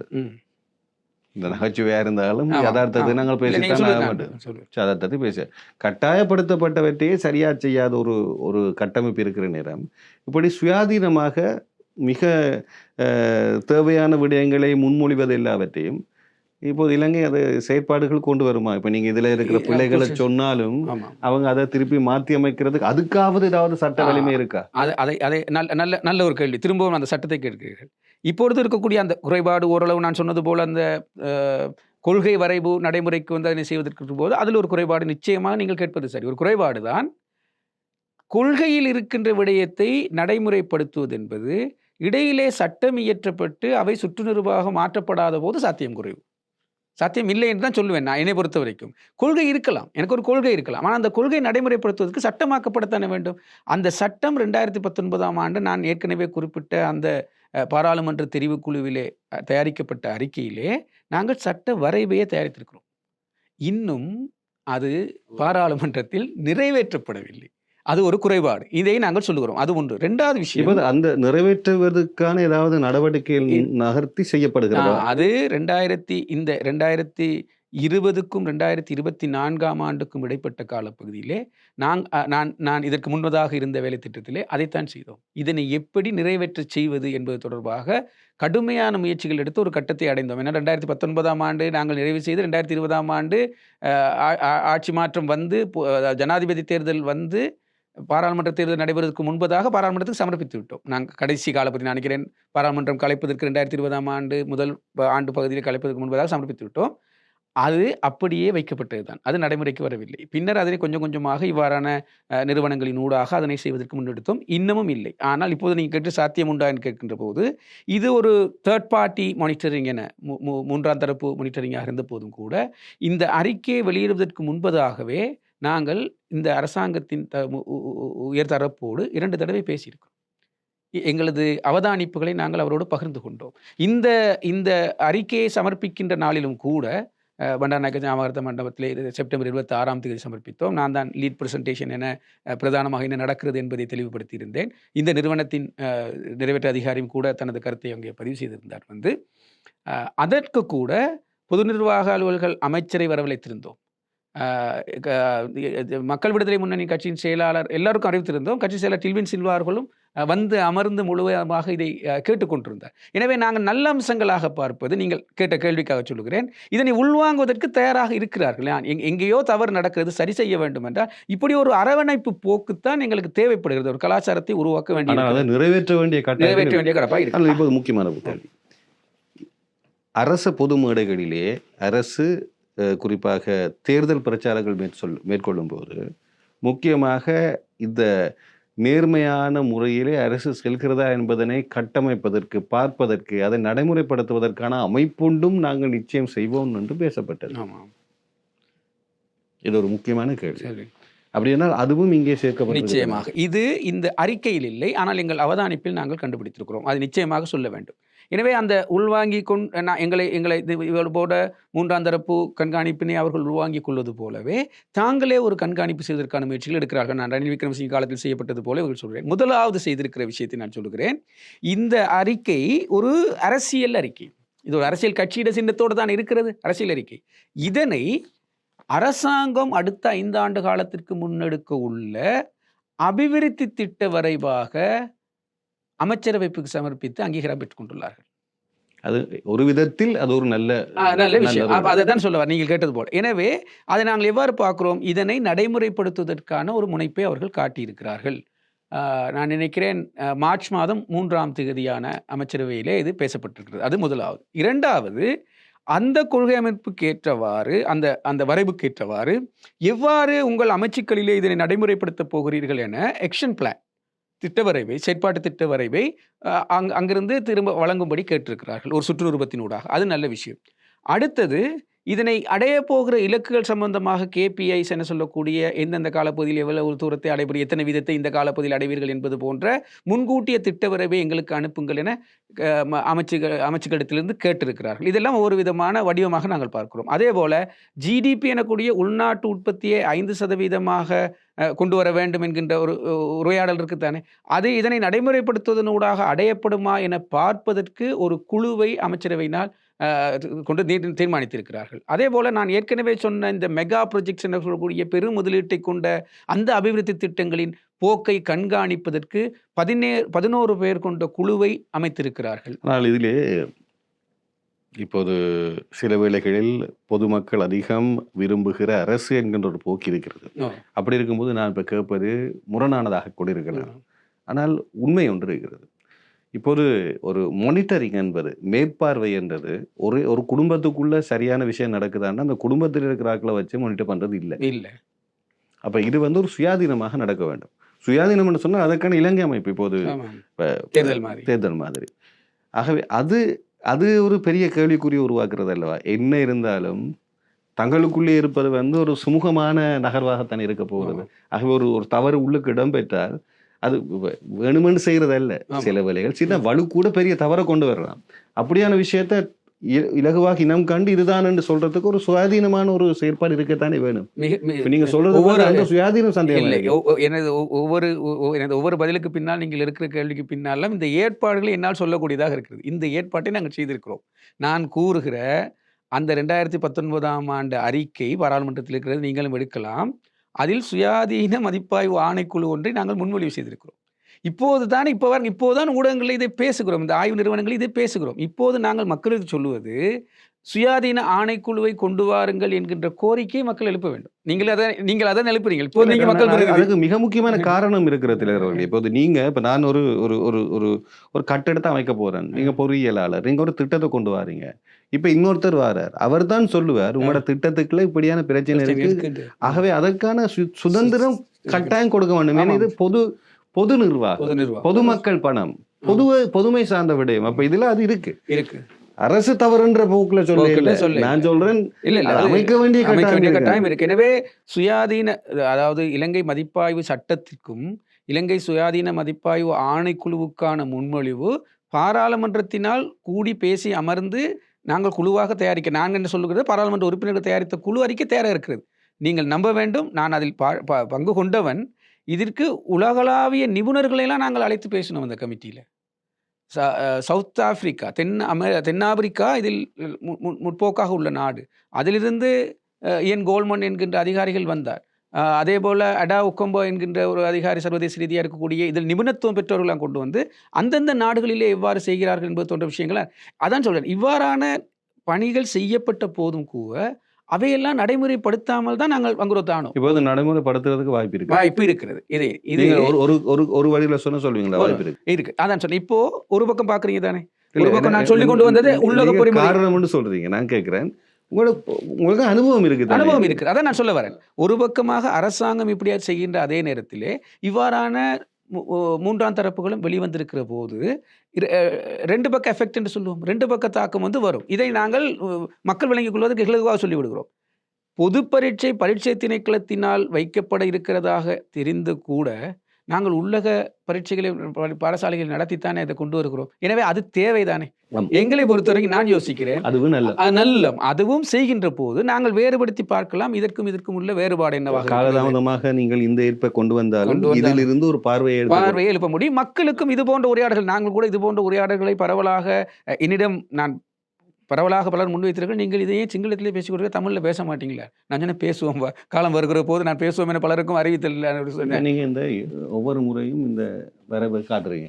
இப்ப நான் இது ஒரு கருத்து, இப்ப இந்தியாவிலேயோ அல்லது சீனாவிலேயோ இப்படியாக ஒரு விடயம் இருந்தால் முதல் அன்னளவாக இவ்வளவு பக்கங்களும் ஏலவே இருக்கின்ற திட்டங்கள் சார்ந்தும் ஏலவே இருக்கிற திட்ட பொறிமுறையை இன்னும் உத்தமமாக அல்லது வினைத்திறனாக செயற்படுத்துவதற்கு என்ன திட்டம் என்பதுதான் முதல் பக்கங்கள் அத்தனையும் போகும். அதன் பின்னர் தான் ஏனையவை தீர்மானப்படும்.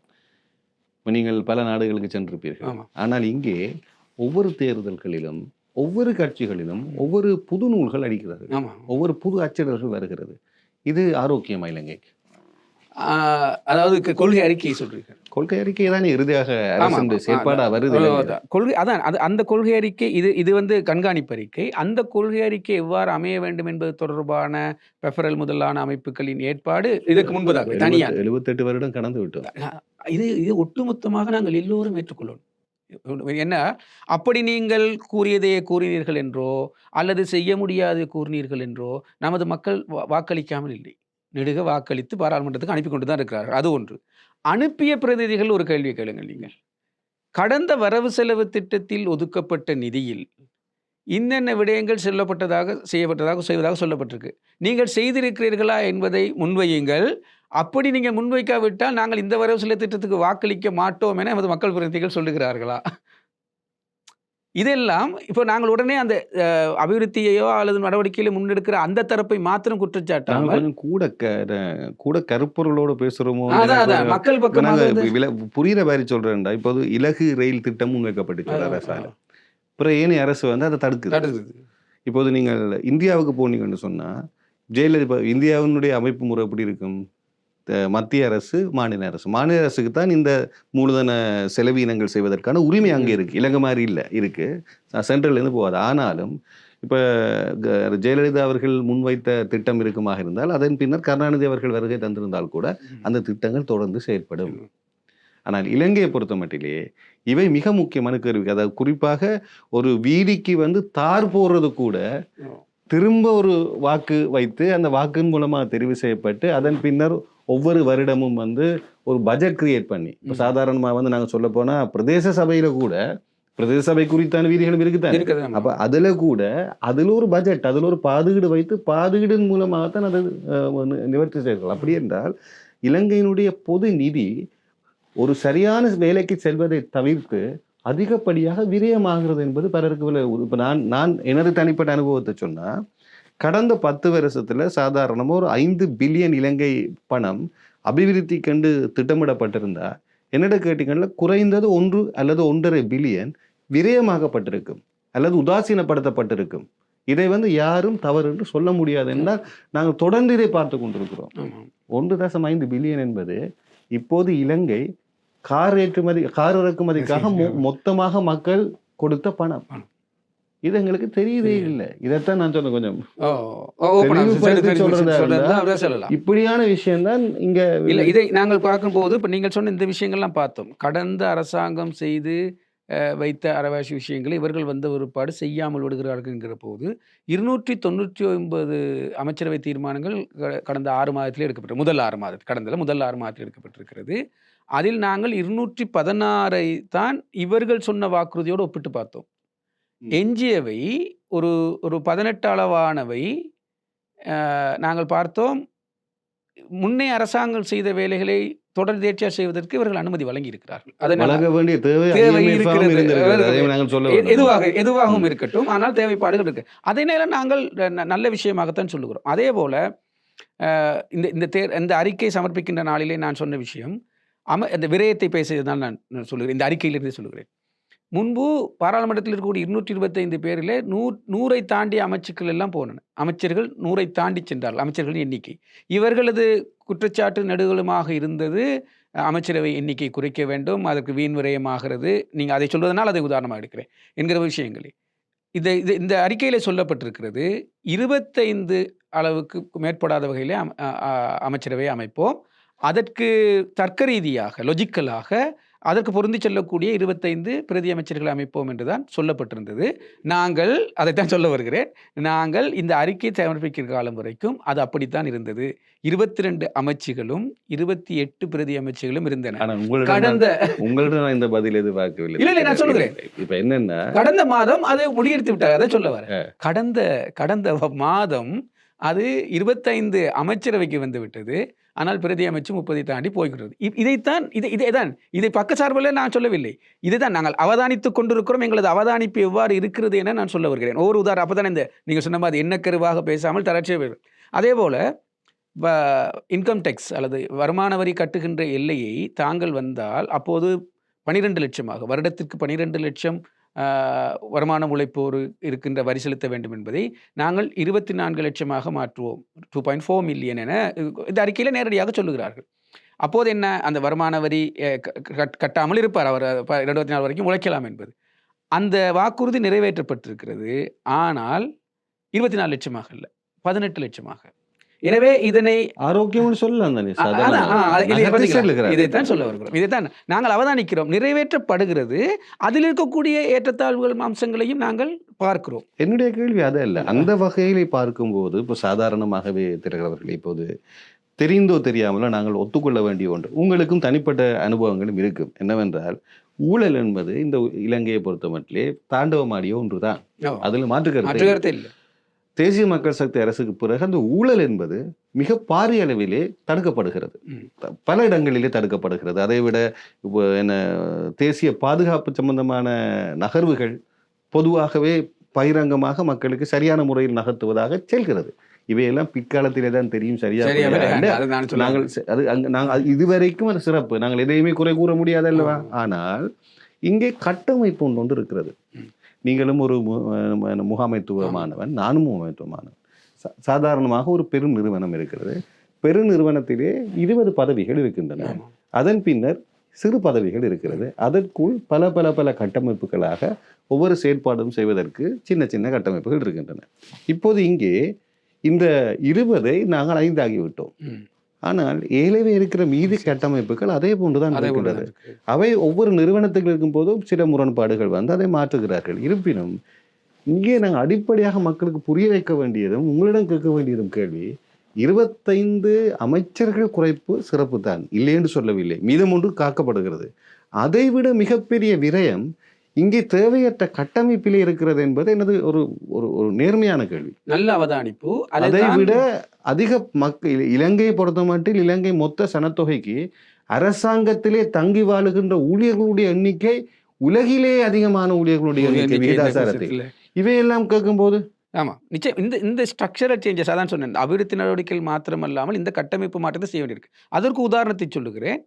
அமைச்சரவை எண்ணிக்கை குறைத்தது மாத்திரமல்லாமல் அரச நிறுவனமாக ஸ்டேட் ஓன்ட் அரசு நிறுவனம், ஆனால் வணிக நோக்கமற்ற நிறுவனங்களின் 160 அடையாளம் கண்டு அவற்றை கலைப்பதற்கு ஜனாதிபதி உத்தரவிட்டார். அதில் தான் அந்த அதிகார சபை வந்ததாக நாங்களும் அதில் ஒன்றை எதிர்த்தோம். இது கலைக்கப்படக்கூடாது. அதில் புரிதலின்மை பிரச்சனை இருக்கிறது. எது இந்த இப்போ நாங்கள் Commonwealth games private limited, Asian games private limited, நினைக்கிறேன் எட்வொகேட்டா நிறுவனமும் அந்த நிறுவன குறைப்பை வரவேற்று பேசியிருந்ததை நான் பார்த்தேன் அதற்குள்ளே. எனவே அது நீங்கள் சொல்லுகின்ற அந்த கீழே இருக்கக்கூடிய வீண் விரயங்களை குறைப்பதற்கான நடவடிக்கை. ஆனால் அதனையும் தாண்டி என்னுடைய கருத்து பொதுவெளியில் இருந்தது, இந்த அதிகார சபை போன்ற மக்களுக்கு சேவையாற்றக்கூடியவற்றை கலைக்காதீர்கள், அதன் தாற்பயங்களை புரிந்து கொள்ளுங்கள் என நான் தனிப்பட்ட ரீதியாக அரசியல் ரீதியாக சென்று அரசாங்கத்தோடு பேசி கடந்த வாரமும் பேசியிருந்தேன். ஊடகங்கள்லாம் அந்த விஷயம் வெளிவந்தது. அது சேவை செய்வதற்கான பொறிமுறை செய்வதற்கான அது வேறாக நாங்கள் பேசலாம் நிறுவனம்.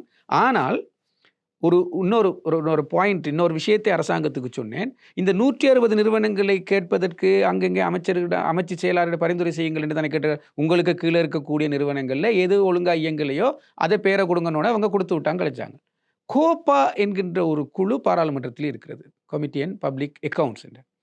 அந்த நிறுவனத்தை நாங்கள் இதற்கு முன்னதாக நான் இருந்த வேலை நிகழ்ச்சி திட்டத்தை தயாரித்து செயற்படுற போது நான் பாராளுமன்றத்தினோட அதிக வேலை செய்தேன். எம்பியாக இல்லாத போதும் கூட அப்போது அமைச்சர் கபீர் ஹசீம் தலைவராக இருந்த இப்பவும் அவர் தான் திரும்ப வந்திருக்கார். இடையில் மாறி இருக்கிறார்கள்.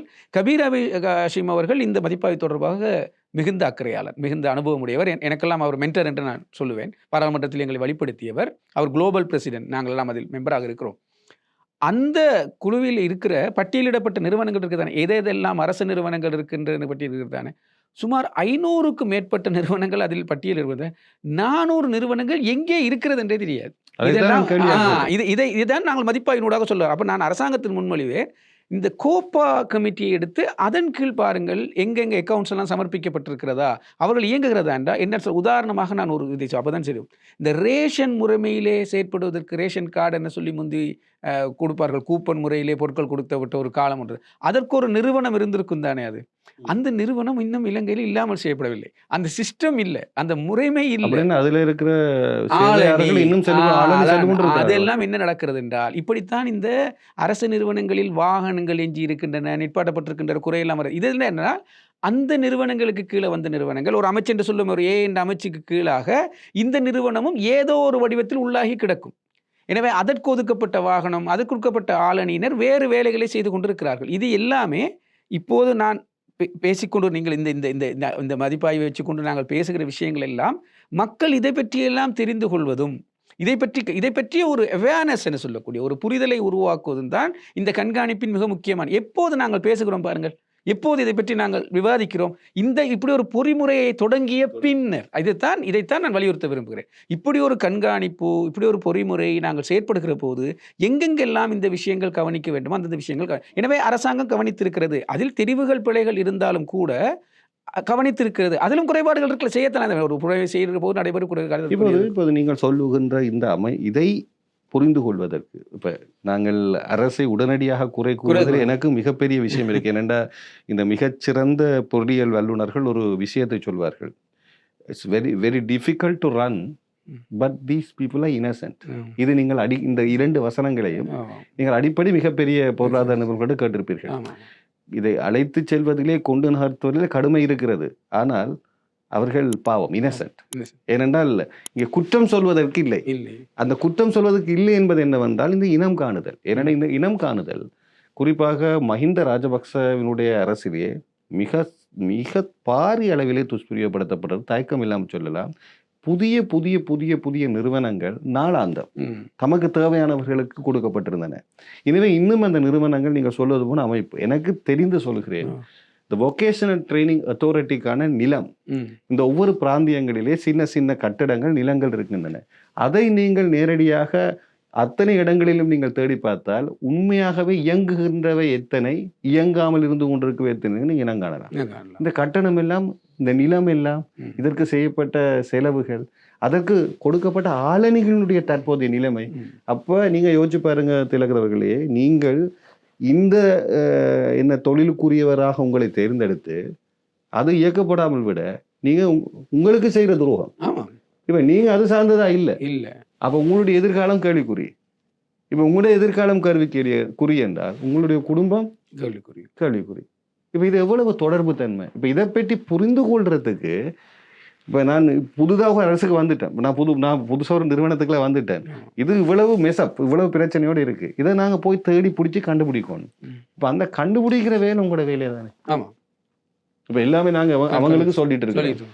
இப்போ அது உங்களோட வேலை தானே, நீங்கள் தானே மேற்பாடு செய்யணும். உங்களோட அறிக்கையில் நான் பார்க்கும்போது அது சார்ந்த விஷயத்தை நீங்கள் நேரடியாக சொல்வதாக இல்லை. நான் உங்களோட அறிக்கையில் நீங்கள் அரசு சார்ந்த பிரச்சனைகளை மாத்திரம்தான் நீங்கள் எடுத்து சொல்லி கொண்டு இருக்கிறீங்க.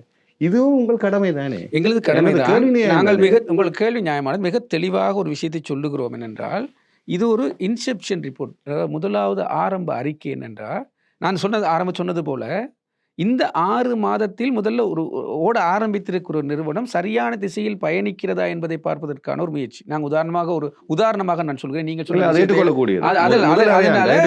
அதனாலதான் நாங்கள் குறிப்பாக நிறைவேற்று சுருக்கத்தை சொல்லியிருக்கோம். எங்கள் செகண்ட் ஃபேஸ், தேர்ட் ஃபேஸ் என்று நாங்கள் இதை முன்கொண்டு செல்ல இருக்கிறோம். எனவே ஆரம்பத்தில் இதை ட்ரெண்டை பார்க்கிற போது ஒன்றுமே நடக்கவில்லை. நீங்களே சொல்கிறீர்கள் பல விஷயங்கள் நடப்பது போல தெரிகிறபடியால் அப்படியான விஷயங்களை நாங்கள் அவதானித்து தான் இந்த ஏற்ற இறக்கங்களோடு சொல்லுகிறோம். உதாரணமாக நான் ஒரு இதை சொல்லுகிறேன், அஸ்வசும தொகை. அஸ்வசுமத் தொகை 8,500 ரூபாயாக இருந்தது, 15,000 இருந்தது, ஒரு அமௌண்ட்டாக இருந்தது, அந்த தொகையில் இருந்தது. அதை என்ன செய்தார்கள் இவர்கள்? இவர்களது கொள்கை அறிக்கையிலே சொல்லியிருக்கிறார்கள், நாங்கள் வந்தால் குறைந்த வருமானம் பெறுபவர்களுக்கு நாங்கள் 10,000 ரூபாவுக்கு குறையாத அளவுக்கு நாங்கள் பெற்றுக் கொடுப்போம் என்பது ஒரு வாக்குறுதி. இப்போது அந்த வாக்குறுதி நிறைவேற்றப்பட்டிருக்கிறது. 8,500 பெற்றோருக்கு 10,000, 15,000 பெற்றோருக்கு 17,000 வாக்குறுதி நிறைவேற்றப்பட்டிருக்கு. இதை பொறுத்த வரைக்கும் பொதுவான பார்வை என்ன? பொதுவான பார்வை கொடுத்த வாக்குறுதியை நிறைவேற்றி இருக்கிறார். ஆனால் ஐக்கிய சர்வதேச நாணயத்தினுடைய வாக்குறுதி என்ன? இல்லை, அது ஒரு பக்கம் வைப்போம், சர்வதேச நாணயத்தை வைப்போம், நிறைவேற்றிருக்கிறார்கள். தனிப்பட்ட அபிப்பிராயம் அல்லது பொது அபிப்பிராயம் என்னவென்றால், இந்த அஸ்வசு என்பது என்ன நிகழ்ச்சி? வறுமை ஒழிப்பு திட்டம். 30 ஆண்டு காலமாக ஜனசவிய என்கிற பெயரிலும் திவிநெகும என்கிற பெயரிலும் இப்பொழுது அஸ்வசும என்கிற பெயரிலும் வந்திருக்கிறது. சமுர்த்தி நிவாரணம், சமுர்த்தி என்ற பெயரெல்லாம் வந்திருக்கிறது. அதுதான் இப்போ அந்த அளவுக்கு வந்திருக்கிறது. மதிப்பாய்வாளனாக என்னுடைய கேள்வி, நான் மறுபக்கம் வைப்பேன். மறுபக்கம் எப்படி வைப்பேன்டா, வறுமையை ஒழிப்பதற்கு தான் இதை கொண்டு வந்தீங்க. அவ 90ஆம் ஆண்டிலிருந்து 2025ஆம் ஆண்டுக்கு கொடுத்து கொண்டிருக்கோம். இந்த நாட்டில் வறுமையை அதிகரிக்கிறத வேலையா இந்த திட்டம் செய்யுதா அல்லது வறுமை குறைப்பை செய்யுதா? நாங்கள் கண்காணிப்பை பார்த்தா உண்மையிலே அப்போயிலிருந்து என்ன செஞ்சிருக்கோம்? அதிகரிப்பு. நீங்கள் சொன்ன விஷயத்தை பார்த்தால் அவ முதல்ல இதை கொண்டு வரப்பட்டது ஒரு ப்ரொஜெக்டாக, திட்டமாக.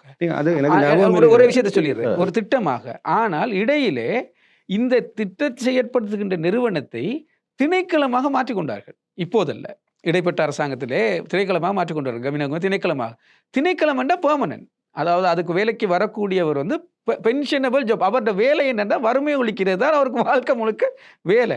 அப்படின்னா கொண்டு போய் காசு கொடுக்குறதா அப்போ அந்த வறுமை ஒழியாது. எனவே இந்த 2 பார்வை இருக்குல்ல. இங்கே நீங்க சொன்னதை செய்ததை நாங்கள் கண்காணிப்போம். ஆனால் அந்த கருத்துக்கு போகிறதுக்கு, நீங்க சொல்கிற அந்த கருத்துக்கு போகும்போது இந்த இந்த இந்த கண்காணிப்பு பணி தொடர வேண்டும்.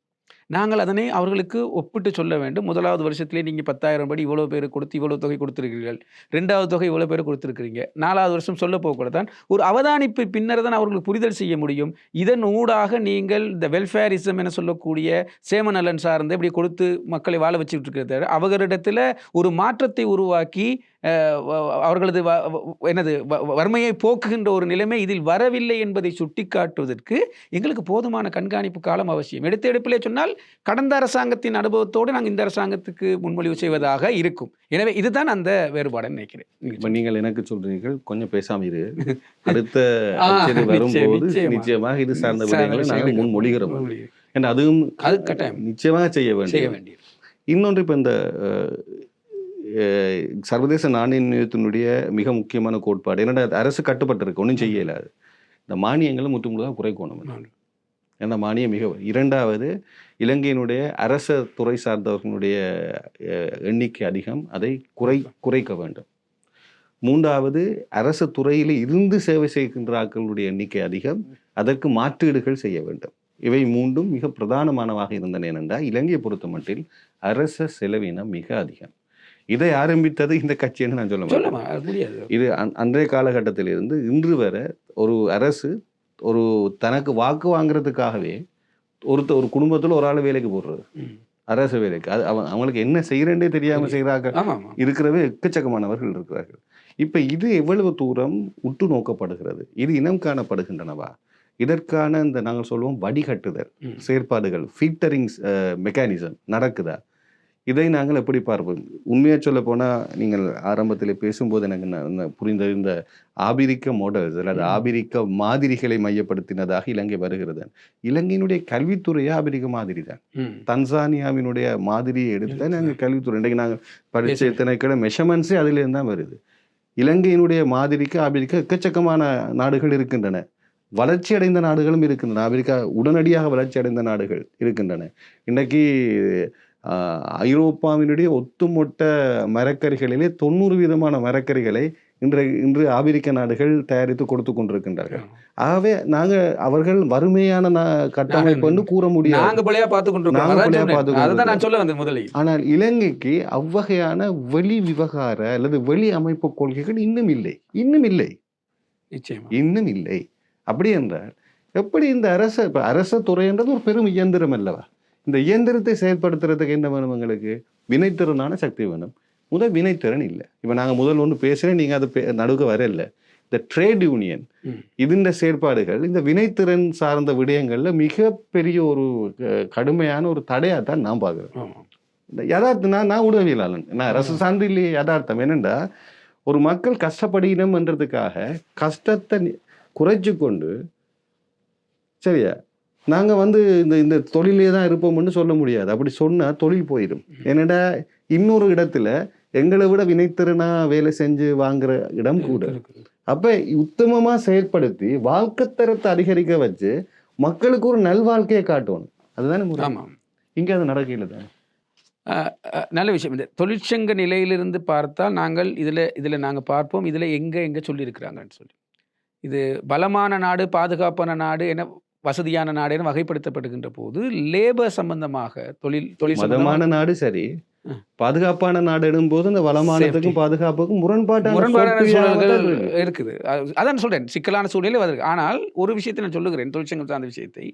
இவர்கள் தொழிற்சங்க கட்டமைப்பிலிருந்து தானே வருகிறார்கள். நீங்கள் சொன்னது போல இவங்களுக்கு தொழிற்சங்கம் தான் பலமான அமைப்பாக அதிலிருந்து வருகிறார்கள். அதிலிருந்து வருகிற போது இப்போது அரசாங்கத்துக்குள்ள சிக்கலான நிலையே இருப்பது அதே போன்ற ஒரு தொழிற்சங்க கட்டமைப்பு எதிர்ப்பு வருகிற போது அதனை எவ்வாறு சமாளிப்பது என்பது தொடர்பான பிரச்சனை. அதிலே இந்த தொழிற்சங்கத்தின் பிரதான இலக்காக இருப்பது சம்பளம் முதலான விஷயங்கள் தன் அடிப்படையான உரிமைகள் சார்ந்த விஷயத்தை. ஒரு விஷயம் இந்த கண்காணிப்பிலே நாங்கள் அவதானித்த விஷயம், இதை கட்டாயமாக சொல்ல வேண்டும். இந்த செலரி ஸ்ட்ரக்சர் என சொல்லக்கூடிய இந்த சம்பள கட்டமைப்பு முறையை தாங்கள் வந்தால் மாற்றம் செய்வதாக இதிலே சொல்லியிருக்கிறார்கள். தொகையை சொல்லவில்லை, கட்டமைப்பு மாற்றத்தை சொல்லியிருக்கிறார்கள். அதில் நாங்கள் அவதானித்த விஷயங்களில் மிக முக்கியமான ஒன்றை சொல்ல வேண்டும். நாளாந்தம் வேலைக்கு செய்கின்ற ஒரு தொழிலாளி இருக்காரு தானே, ஒரு தொழிலாளி அன்றைக்கு வேலை செய்து வந்தால் தான். அதற்கு இந்த அரசாங்கம் வருவதற்கு முன்பதாக இருந்த தொகை 380 ரூபாய் குறைந்தபட்ச வேதன சலுகை. இதனை அமைச்சரவைக்கு சென்று பாராளுமன்றத்துக்கு சென்று நிறைவேற்றி வரவு செலவு திட்டத்திலும் அறிவித்து இப்போது 1080 ரூபாயிலிருந்து வருகிற ஜனவரியில் 1200 ரூபாவாக மாற்றப்படுகிற அளவுக்கு இந்த ஸ்ட்ரக்சரல் சேஞ்ச் செய்யப்பட்டிருக்கிறது.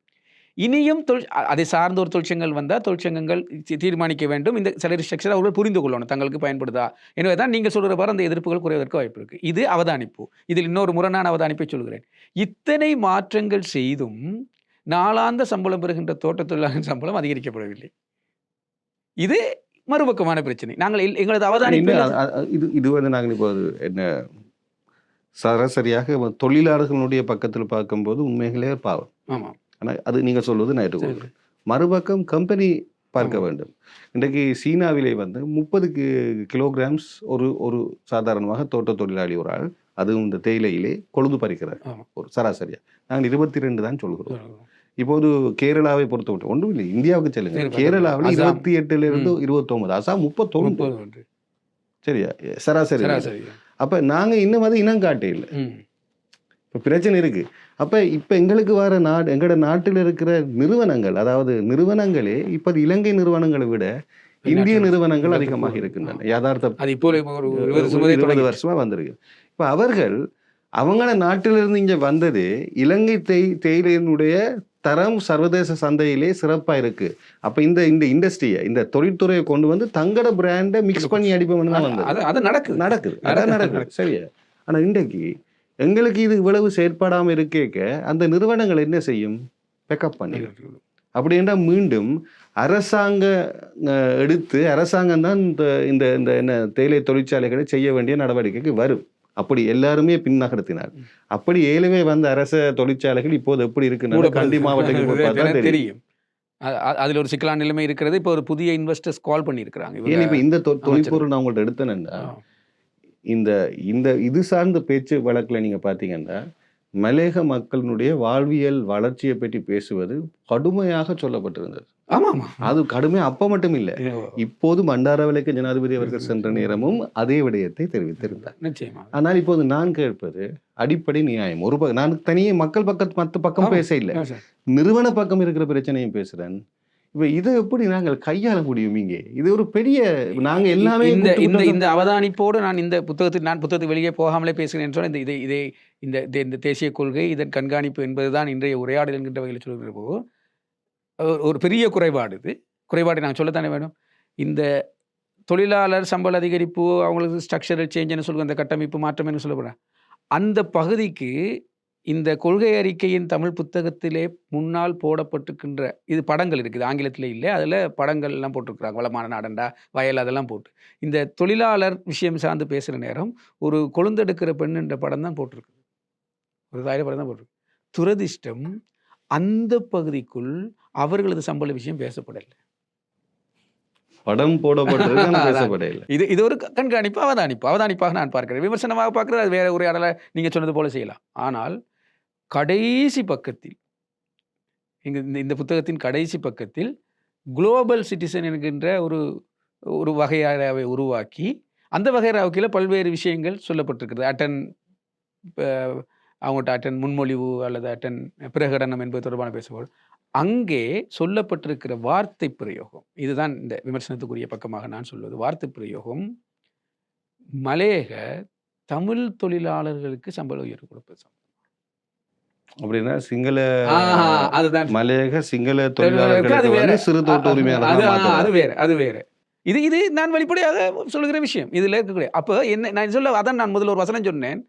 அரசாங்கம் செய்கின்ற அந்த கட்டமைப்பு மாற்றத்தை சம்பளம் சார்ந்து, நாள் கூலி சார்ந்து எல்லாம் சட்ட ரீதியாக அமைச்சரவை பத்திரம், பாராளுமன்றம், சட்ட நிறைவேற்றம், வரவு செலவு திட்டம் என்றெல்லாம் சென்றாலும் கூட, அதில் இந்த தமிழ் தொழிலாளர்களுக்கு தீர்வு காணப்படவில்லை என்பது எப்படி நோக்கப்படுதுன்னு சொன்னால், நீங்கள் பிரச்சனைகள் முன்வைக்கிற இடத்திலேயே அவங்கள வைக்கலையே.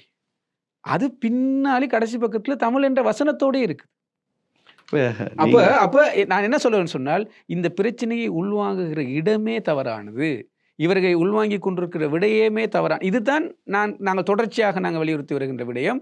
இந்த தேசியமயப்படுத்தல் அல்லது இந்த இலங்கை தேசியம் என்பதற்குள் அவர்கள் உள்வாங்கப்படாமை இதெல்லாம் பெரிய உதாரணம். எனவே ஒரு இடத்துல படமாக பயன்படுகிறார்கள். ஆனால் அவர்களுக்குரிய பொருள் அங்கே இடம்பெறவில்லை என்பது வந்து எத்தனை பாரதூரமான விஷயம். இத்தகைய விஷயங்களையும் நாங்கள் கண்காணிப்பில் அவதானத்திலே சொல்லுகிறோம். இன்னொரு விஷயத்தை நான் கண்டுபிடித்து சொன்னோம், எங்களோட அவதானிப்பிலே சொன்னோம். இந்த கல்வி கொள்கை மாற்றம் எல்லாம் இப்போது பேசப்படுகிறது தானே, முறைமை மாற்றம். பிரியாம்பிள் எழுதப்பட்டிருக்கிறது இல்லை, முன்மொழிவு எழுதப்பட்டிருப்பது எல்லாம் ஜிசிஇ ஓஎல், ஜிசிஇ ஏஎல் சம்பந்தமாக எழுதப்பட்டிருக்கிறது. ஆனால் முன்மொழிவு செய்யப்படுகிறது தான் எஸ்எஸ்சி ஜேஎஸ்சி என்பது சொல்லப்பட்டிருக்கிறது. இது தயாரிப்பில் உள்ள குறைபாடு. இதை நீங்களும் தெரிந்து கொள்ள வேண்டும். இது வாசித்தால் ஓ லெவல், ஏ லெவல் இப்படி செய்வோம் இருக்குது. ஏன்னது நானும் முதல்ல பார்த்தபோது என்னன்னு சொன்னால், இதனை பிரியம்பல் எழுதினவர் வந்து இந்த சமகாலத்துக்குரியவராக இருப்பார். முன்மொழிவை செய்தவரோ கொஞ்சம் வயசால இருந்திருப்பார் போல இருக்கு. இதெல்லாம் தயாரிப்பின் போது காணப்படும். இதெல்லாம் கூட நாங்கள் வெளிப்படையாக பேசுகிறோம். இதை நாங்கள் அரசாங்கத்துக்கும் சொன்னோம். நான் இந்த குறைபாடு சொல்லும் போது அவர்களே பார்த்தாங்க, இப்படி ஒரு குறைபாடு இதற்குள் எங்களது முன்மொழிவில் இருக்கிற குறைபாடு. அதே போல கல்வி கொள்கை மாற்றம் சம்பந்தமாக கல்வி பகுதியிலே சொல்லப்படவில்லை, கலாச்சார பகுதியிலே சொல்லியிருக்கிறார்கள். எனவே கலாச்சார பகுதியில் சொல்லியிருக்கிறார்கள். ஆனால் கல்விக் கொள்கை கொண்டு வருகிற போது வரலாறு நீக்கப்படுவதாக குரல் வந்ததோடு ஒரு முரண்பாடு வருகிறது. கலாச்சாரத்தை பேணக்கூடிய வகையிலான கல்விக் கொள்கையை கொண்டு வருவோம் என சொல்லுகின்ற புத்தகத்தில் இருந்து வருகின்ற கல்விக் கொள்கை அதற்கு முரணானதாக வருவது போன்ற ஒரு தோற்றப்பாடு வருகிறது. அதுவும் இன்னும் அந்த கொள்கை மாற்றம் நடைமுறைக்கு வரவில்லை. உரையாடல் பொழுதிலேயே நாங்கள் அதான் சொன்னேன். இந்த கண்காணிப்பது மாத்திரமல்லாமல் நாங்கள் அரசாங்கத்தோடு தொடர்புகளை பேணுகிறோம், போய் சொல்லுகிறோம். இதை விஷயம் நாங்கள் இப்படி அவதானித்திருக்கிறோம். 3 முறை நானுமே அந்த கூட்டத்தில் கலந்து கொண்டிருக்கிறேன், பேசுகின்றோம். நாங்கள் உரையாடுகின்ற போது இந்தந்த மாதிரியான விஷயங்களை அவதானிக்கிறோம் என்கின்ற போது ஒரு பல்வேறு மாற்றங்களுக்குள்ளான முயற்சிகளை அவர்கள் எடுப்பதும் எங்களுக்கு தெரிகிறது. அமைச்சரவையில் அமைச்சுக்கு அனுப்புகின்ற சுற்று நிருபங்கள் இதனை கவனிப்பதற்கான மாற்றங்கள் எடுப்பதற்கான முயற்சிகள் நடக்கிறது. இருந்தாலும் நடைமுறைப்படுத்துவது அரசாங்கத்தின் பொறுப்பு. நாங்கள் ஒரு 3ஆம் தரப்பு மக்கள் சார்ந்தோ அல்லது 3ஆம் தரப்பு நிறுவனங்கள் சார்ந்தோ பார்க்கிறது நடப்பவற்றை அப்படியே அவதானித்து அறிக்கையிடுவதன் மூலமாக நாங்கள் ஒன்றை அழுத்தமாக சொல்ல வருகிறோம். இது குற்றம் காணும் செயல்முறை அல்ல. இது நடைமுறை சரியாக நடைமுறைப்படுத்த வினைத்திறனை சரிப்படுத்துவதற்கான வழிமுறை. எனவே இந்த கண்காணிப்பு பணி என்பது இலங்கை அரசியல் பொருளாதார அபிவிருத்தி கலாச்சாரத்திலே மிக முக்கியமாக பேசப்படுகின்ற ஒரு சூழல் உருவாகியிருக்கிறது. மக்கள் இதனை தெரிந்து கொள்ள வேண்டும். இதை என்னென்ன மாதிரியான நுட்பங்களினூடாக இது பார்க்கப்படுகிறது என்பது தொடர்பாக சொல்லப்படுகிறது. எனவே தான் இதனை நாங்கள் ஊடகங்கள் வழியாக பேசுகின்றோம். இது குறித்த கவனங்களுக்கு வாருங்கள். அவர் அதை சொன்னார், இவர் இதை சொன்னார், அந்த வாய்த்தர்க்கங்களை அவதானித்து அதனை கண்காணிப்பு செய்வதற்கு மாறாக உண்மையிலேயே என்ன நடைபெற்று கொண்டிருக்கிறது, என்ன சொன்னார்கள் என்பது தொடர்பாக இந்த புத்தகத்தை இன்றைக்கு நான் சொன்ன தகவலை வைத்துக்கொண்டு அந்த புத்தகத்தை புரட்டி பார்க்கலாம். இப்படி தான் இருக்குதா, உண்மையிலேயே இந்த இடத்துல இந்த படம் பயன்படுத்தப்பட்டிருக்கிறதா, அந்த இடத்தில் அவர்களுக்கு சம்பளம் சொல்லப்படவில்லையா? எனவே அதெல்லாம் அவதானித்து மக்கள் கேள்வி கேட்கலாம். நீங்கள் சொன்னது போல பேசுகின்ற போது மக்கள் கேள்வி கேட்கலாம். நிறைவுக்கு வந்திருக்கிறோம். ஆனால் நாங்கள் எனக்கு என்னிடம் நீங்கள் கேட்டீர்களாக இருந்தால் இந்த நூலின் ஒரு 23% பார்த்து பேசியிருக்கோம், அவ்வளோதான். இன்னும் 77% நாங்கள் இன்னும் பேசல. ஏன் நானண்டா நானும் பிரித்து உங்களிடம் கேள்வி கேட்க ஒட்டுமொத்தமாக அரசினுடைய பயணம் தமிழ் மொழி சார்ந்த மக்கள் முகம் கொடுக்கக்கூடிய சிக்கல்கள் என்ன, இப்படியான பிரிவை தான் நான் பிரித்து உங்கள்கிட்ட வந்தேன். இன்னும் அந்த அடிப்படைக்கு செல்ல இல்லை, அடிப்படையிலே எக்கச்சக்கமாக நிறைவாக கட்டாயம் கேட்க வேண்டிய கேள்வி. இப்போ திலகர் என்று சொன்னால் அவருக்கு முன்னால் ஒரு சர்நேம் ஒன்று இருக்கு, மல்லிகைப்பூ சந்தி. எல்லாரும் நினைக்கிறவங்க உங்களோட அப்பாட பேர் என்ன, அது நீங்கள் எழுதின நூலினுடைய பேர். அந்த நூலினுடைய அடிப்படையே அந்த சந்தையிலிருந்து வடக்குக்கு சென்ற மக்களினுடைய வாழ்வு. இப்போது அந்த வடக்குக்கு சென்ற மக்கள் அவர்கள் இலங்கை தமிழர்களாக அடையாளப்படுத்தப்பட்டு அவர்களுக்கு நில உரிமை கிடைத்து விட்டது. முழுமையாக கிடைத்து என்று சொல்ல முடியாது, ஆனால் நிலம் இருக்கிறது. அதாவது அவர்கள் இப்போது போய் தங்களுக்கு உரிமை சார்ந்து பேசுவதற்கு உரிமை இருக்கிறது. ஏன்னா அவர்கள் பட்டா கொடுக்கறதுக்கு உரிமை இருக்கிறது. அதை தான் சொன்னேன், நிலம் வாங்குவதற்கான உரிமை இருக்கிறது. ஆனால் அந்த மல்லிகைப்பூ சந்திக்கு அருகில் இருக்கிற வீடுகளில் வாழ்பவர்களுக்கு வாழ்வதற்கு அல்லது அந்த நிலத்தை வாங்குவதற்கு உரிமை இல்லை. இது ஒன்று. இந்த 2 கேள்வியும் கேட்குறேன். இன்னொன்று, இப்போது நாங்கள் பார்த்தோம்னா கரவநெல்லையிலிருந்து ஹட்டன், நீங்கள் ஹட்டன் தானே, சரி, கரவநெல்லிருந்து ஹட்டனுக்கு போவோம். இப்போ அந்த கரவநெல்லிருந்து ஹட்டன் போகிற வீதி 2 பக்கமுமே ஓரளவு குத்தகை கொடுக்கப்பட்ட நிலங்களும் சிறுதோட்ட உரிமையும் தான் இருக்கின்றன. ஆனால் அந்த வீதியின் அருகாமையில் இருக்கும் கடைகள் ரோட் டெவலப்மெண்ட் அத்தாரிட்டியால் மெயின்டைன் பண்ணப்படுது. சில பிரதேச சபை நகர சபைகளும் கட்டடத்துக்கு உரிமை கொடுத்து பணமும் பெற்று கொண்டிருக்கிறார்கள். அது எப்படி மக்களுக்கு மட்டும் கொடுக்க முடியாமல் இருக்கு? எனக்கு அது விளங்கல. மிகச் சுருக்கமாக நான் நிறைவு பகுதியினால் சொல்லுவேன் சொன்னால், நீங்கள் சொன்ன விஷயங்களுக்குள் இது இருக்கிறது. இலங்கையில் கொள்கை சார்ந்த பிரச்சனைகள் இருக்கிறது சொல்லித்தானே. மலையக தமிழர்களை பொறுத்த வரைக்கும், குறிப்பாக பெருந்தோட்டம் சார்ந்து வாழ்கின்ற மக்களை பொறுத்த வரைக்கும், இலங்கை ஆள வருகின்ற எந்த அரசாங்கமாயினும் சரி, முதலில் செய்ய வேண்டியது இந்த இவ்வளவு ரூபா சம்பளத்தை கூட்டுவேன் என்கின்ற நிலைப்பாட்டிலிருந்து கொஞ்சம் மறந்து, அதுதான் அவர்கள் கோரிக்கையாக இருக்கும், மறந்து அவர்கள் சார்ந்த ஒரு கொள்கை உருவாக்கத்திற்கு முன்வருதல். அந்த கொள்கை உருவாக்கத்தில் என்னென்ன விடயங்கள் உள்வாங்கப்பட வேண்டும் என்கின்ற அழுத்தத்தை அந்த சமூகம் சார்ந்த அரசியல் சமூக தரப்புகள் முன்வைப்பதற்கு தயாராக இருக்க வேண்டும். இங்கே 2 பக்கத்திலும் குறைபாடு இருக்கிறது. இவர்கள் கொள்கை உருவாக்கத்துக்கு தயாராக இருக்கிறார்கள் என்கின்ற கேள்வியை முன்வைக்கின்ற அதே நேரம் அப்படி நீங்க பேசுனீங்கன்றது இல்ல நான் சொல்ல வருகிறேன். இல்ல நான் அதுல முரண்படுறேன். ஏனென்றா ஏனைய சமூகத்துக்கு அந்த சமூகம் சார்ந்து தான் பேசி உரிமை கிடைச்சேன் இல்லை. அரசு நியாயமா பேசுறது, மத்திய அரசே அதுகளுக்கான செயற்பாடுகளை கொடுக்குது. ஆமா, இவை இங்க நாங்க 2வது ஒரு பிரஜையான ஒரு பார்வை இருந்து கொண்டே இருக்கிறன்றதை நாங்க ஏற்றுக்கொள்ள. அதைத்தான் நான் சொல்ல வருகிறேன். அதை ஏன் நாங்கள் சொல்ல வருகிறோம் என்று சொன்னால், இதில் இந்த கொள்கைக்கு முன்பதாக இன்னொரு முக்கியமான விஷயம் இருக்காது. உங்களோடு பேசலாம், இந்த நிகழ்ச்சியில பேசலாம். சித்தாந்தம். இந்த காணி விஷயம் சார்ந்து இப்போது சட்ட ரீதியாக பல்வேறு உரையாடல்கள் நடைபெறுகிறது தானே. இந்த சட்டப்படி சரி, அது பெரிய இது போல இதுக்குள்ள ஒரு சித்தாந்தம் இருக்கிறது. இந்த மக்கள் வாழுகின்ற பகுதி என்பதை பிரித்தானியர்கள் இலங்கை கைப்பற்றிய நேரம் வெற்றுக்காணி கட்டளை சட்டம் உருவாக்கி அவர்கள் வாங்கி கொண்டு ஒரு தொழில் செய்த பிரதேசம். எனவே அவர்களிடமிருந்து மீளப் பெறுவதற்கே ஒரு சித்தாந்தம் உருவாக்கப்பட்டு மீளப் பெறப்பட்டு காணி திருத்த ஆணைக்குழுவுக்கு சென்றிருப்ப தோட்டங்கள் பிறகு அது அரசு தோட்டங்களுக்கு கொடுக்கப்பட்டு அவை தனியார் கம்பெனிக்கு மாற்றப்பட்டு ஒரு சித்தாந்த சிக்கல் இருக்கிறது. சித்தாந்த சிக்கல் என்னவென்றால், நீங்கள் இந்த அரசாங்கம், இலங்கை அரசாங்கம் இந்த மக்களுக்கு காணி கொடுக்க வேண்டும் என்பதுதானே உங்களது எனது எல்லோருடைய பலது எதிர்பார்ப்பு. அவர்களது சித்தாந்தம் அந்த காணிகளை தங்களுக்கு எடுக்க வேண்டும் என்பது ஒரு முரண். உங்களுக்கு புரிந்திருக்கும் நினைக்கிறேன். அதாவது இப்ப இதுல இருந்து நம்ம உரையாடல் இன்னொரு கட்டத்துக்கு போகணும். அது ஒரு விரிவாக பேசப்பட வேண்டிய ஒரு இந்த சித்தாந்தம் மக்களைத்தான் வேறு இடங்களுக்கு கொண்டு போகணும் யோசிப்பார்களே தவிர காணியை மக்களுக்கு கொடுப்பதற்கான இல்ல. சரியாக சொல்லி இதுதான் நடக்கிறது. இந்த சனத்தொகை இப்போது ஸ்கேட்டர்ட் ஆகி சிதறடிக்கப்படுகிறார். காரணம் நடக்குது தானே. அப்ப காரணம் இப்போ நினைக்கிறேன் மிகச் சுருக்கமாக அந்த விடைக்கு வந்திருக்கிறோம். இந்த சித்தாந்தம் முரண்பட்டு இருப்பதன் காரணமாக அரசாங்கம் தன்னகப்படுத்திக் கொள்ள நினைக்கிற அல்லது தங்கள் வசப்படுத்திக் கொள்ள நினைக்கிற அந்த காணிகளில் நாங்கள் உரிமையாளர் ஆவதற்கு இந்த மக்களிடத்திலிருந்தும் சரியான கொள்கை முன்வைப்பு வேணும் என்பதை தான் நான் சொல்ல வந்தேன். இந்த முன்வைப்பு வேண்டும். அதனை இவர்கள் ஏற்றுக்கொள்கின்ற அரசியல் பேச்சுவார்த்தை எப்போது சமநிலைக்கு வருகிறதோ அந்த புரிதலோடு, அல்லாத விடத்து இவர்கள் சம்பளம் கேட்பதும் அவர்கள் சம்பளம் கொடுப்பதுமாகவே இத்தனை காலம் போய்விடுறேன். இதை நான் சுருக்கமாக ஒரு கோஷமாக முன்வைத்திருக்கிறேன். கூலியா காணியா என்பதை முடிவு செய்ய வேண்டிய சமூகமாக இது இருக்கிறது. அந்த அந்த கூலியா காணியா என்கின்ற கேள்வி வருகிற போது அந்த காணி எந்தெந்த வடிவத்தில் எவ்வாறெல்லாம் வர வேண்டும் என்பது தொடர்பான ஒரு நீண்ட உரையாடலை செய்யலாம். அப்போது இந்த சித்தாந்தத்திலிருந்து நாங்கள் பேசலாம் நினைக்கிறேன். நாங்கள் நூலினுடைய பிற பகுதிகளையும் நாங்கள் உரையாட வேண்டும். நிச்சயமாக அடுத்த கட்டத்தில் நாங்கள் இதை தொடர்ச்சியாக நாங்கள் உரையாடுவோம். இதுவரை நேரம் நாங்கள் பேச பேச பேச உள்ளிருக்கும் விடயங்கள் பல வந்து கொண்டிருக்கின்ற திலகர்கள். அதனால் எங்களுக்கு அடுத்த கட்டம் அதை ஒரு சந்தேக நிலையிலே வைத்துக்கொண்டு கடக்கவும் முடியாது. அப்படி ஒரு சூழல். உங்கள் நேரத்தை ஒதுக்கியிருந்தீர்கள். இது சார்ந்த திறனாய்விலே உங்கள் தெளிவும் அதிகம் விளங்குகிறது. தமிழ் பேசும் முறையாக அதை மக்களுக்கு கொண்டு செல்வதிலே நமக்கும் ஒரு தெளிவு கிடைக்கிறது. நிச்சயமாக நாங்கள் பலமுறை நான் சிங்களத்திலே இந்த விஷயங்களை பேசியிருந்தாலும் கூட தமிழ் மொழியிலே முதலாக அட்வொகேட் பொருண்மையின் நிகழ்ச்சி அதற்கான வாய்ப்பினை வழங்கி இருக்கிறது. பலரும் கோரிக்கை விடுத்திருந்தார்கள், இதை தமிழிலும் தெளிவுபடுத்துங்கள் என. அதற்கான வாய்ப்பை வழங்கிய உங்களது நிறுவனத்துக்கும் உங்களுக்கும் எனது நன்றி. நன்றி திலகர் அவர்களே. மீண்டும் இன்னும் ஒரு பொருண்மையின் நிகழ்ச்சியில் சந்திப்போம். அதுவரை வணக்கங்கள் என்னிடம் இருந்து. நன்றி.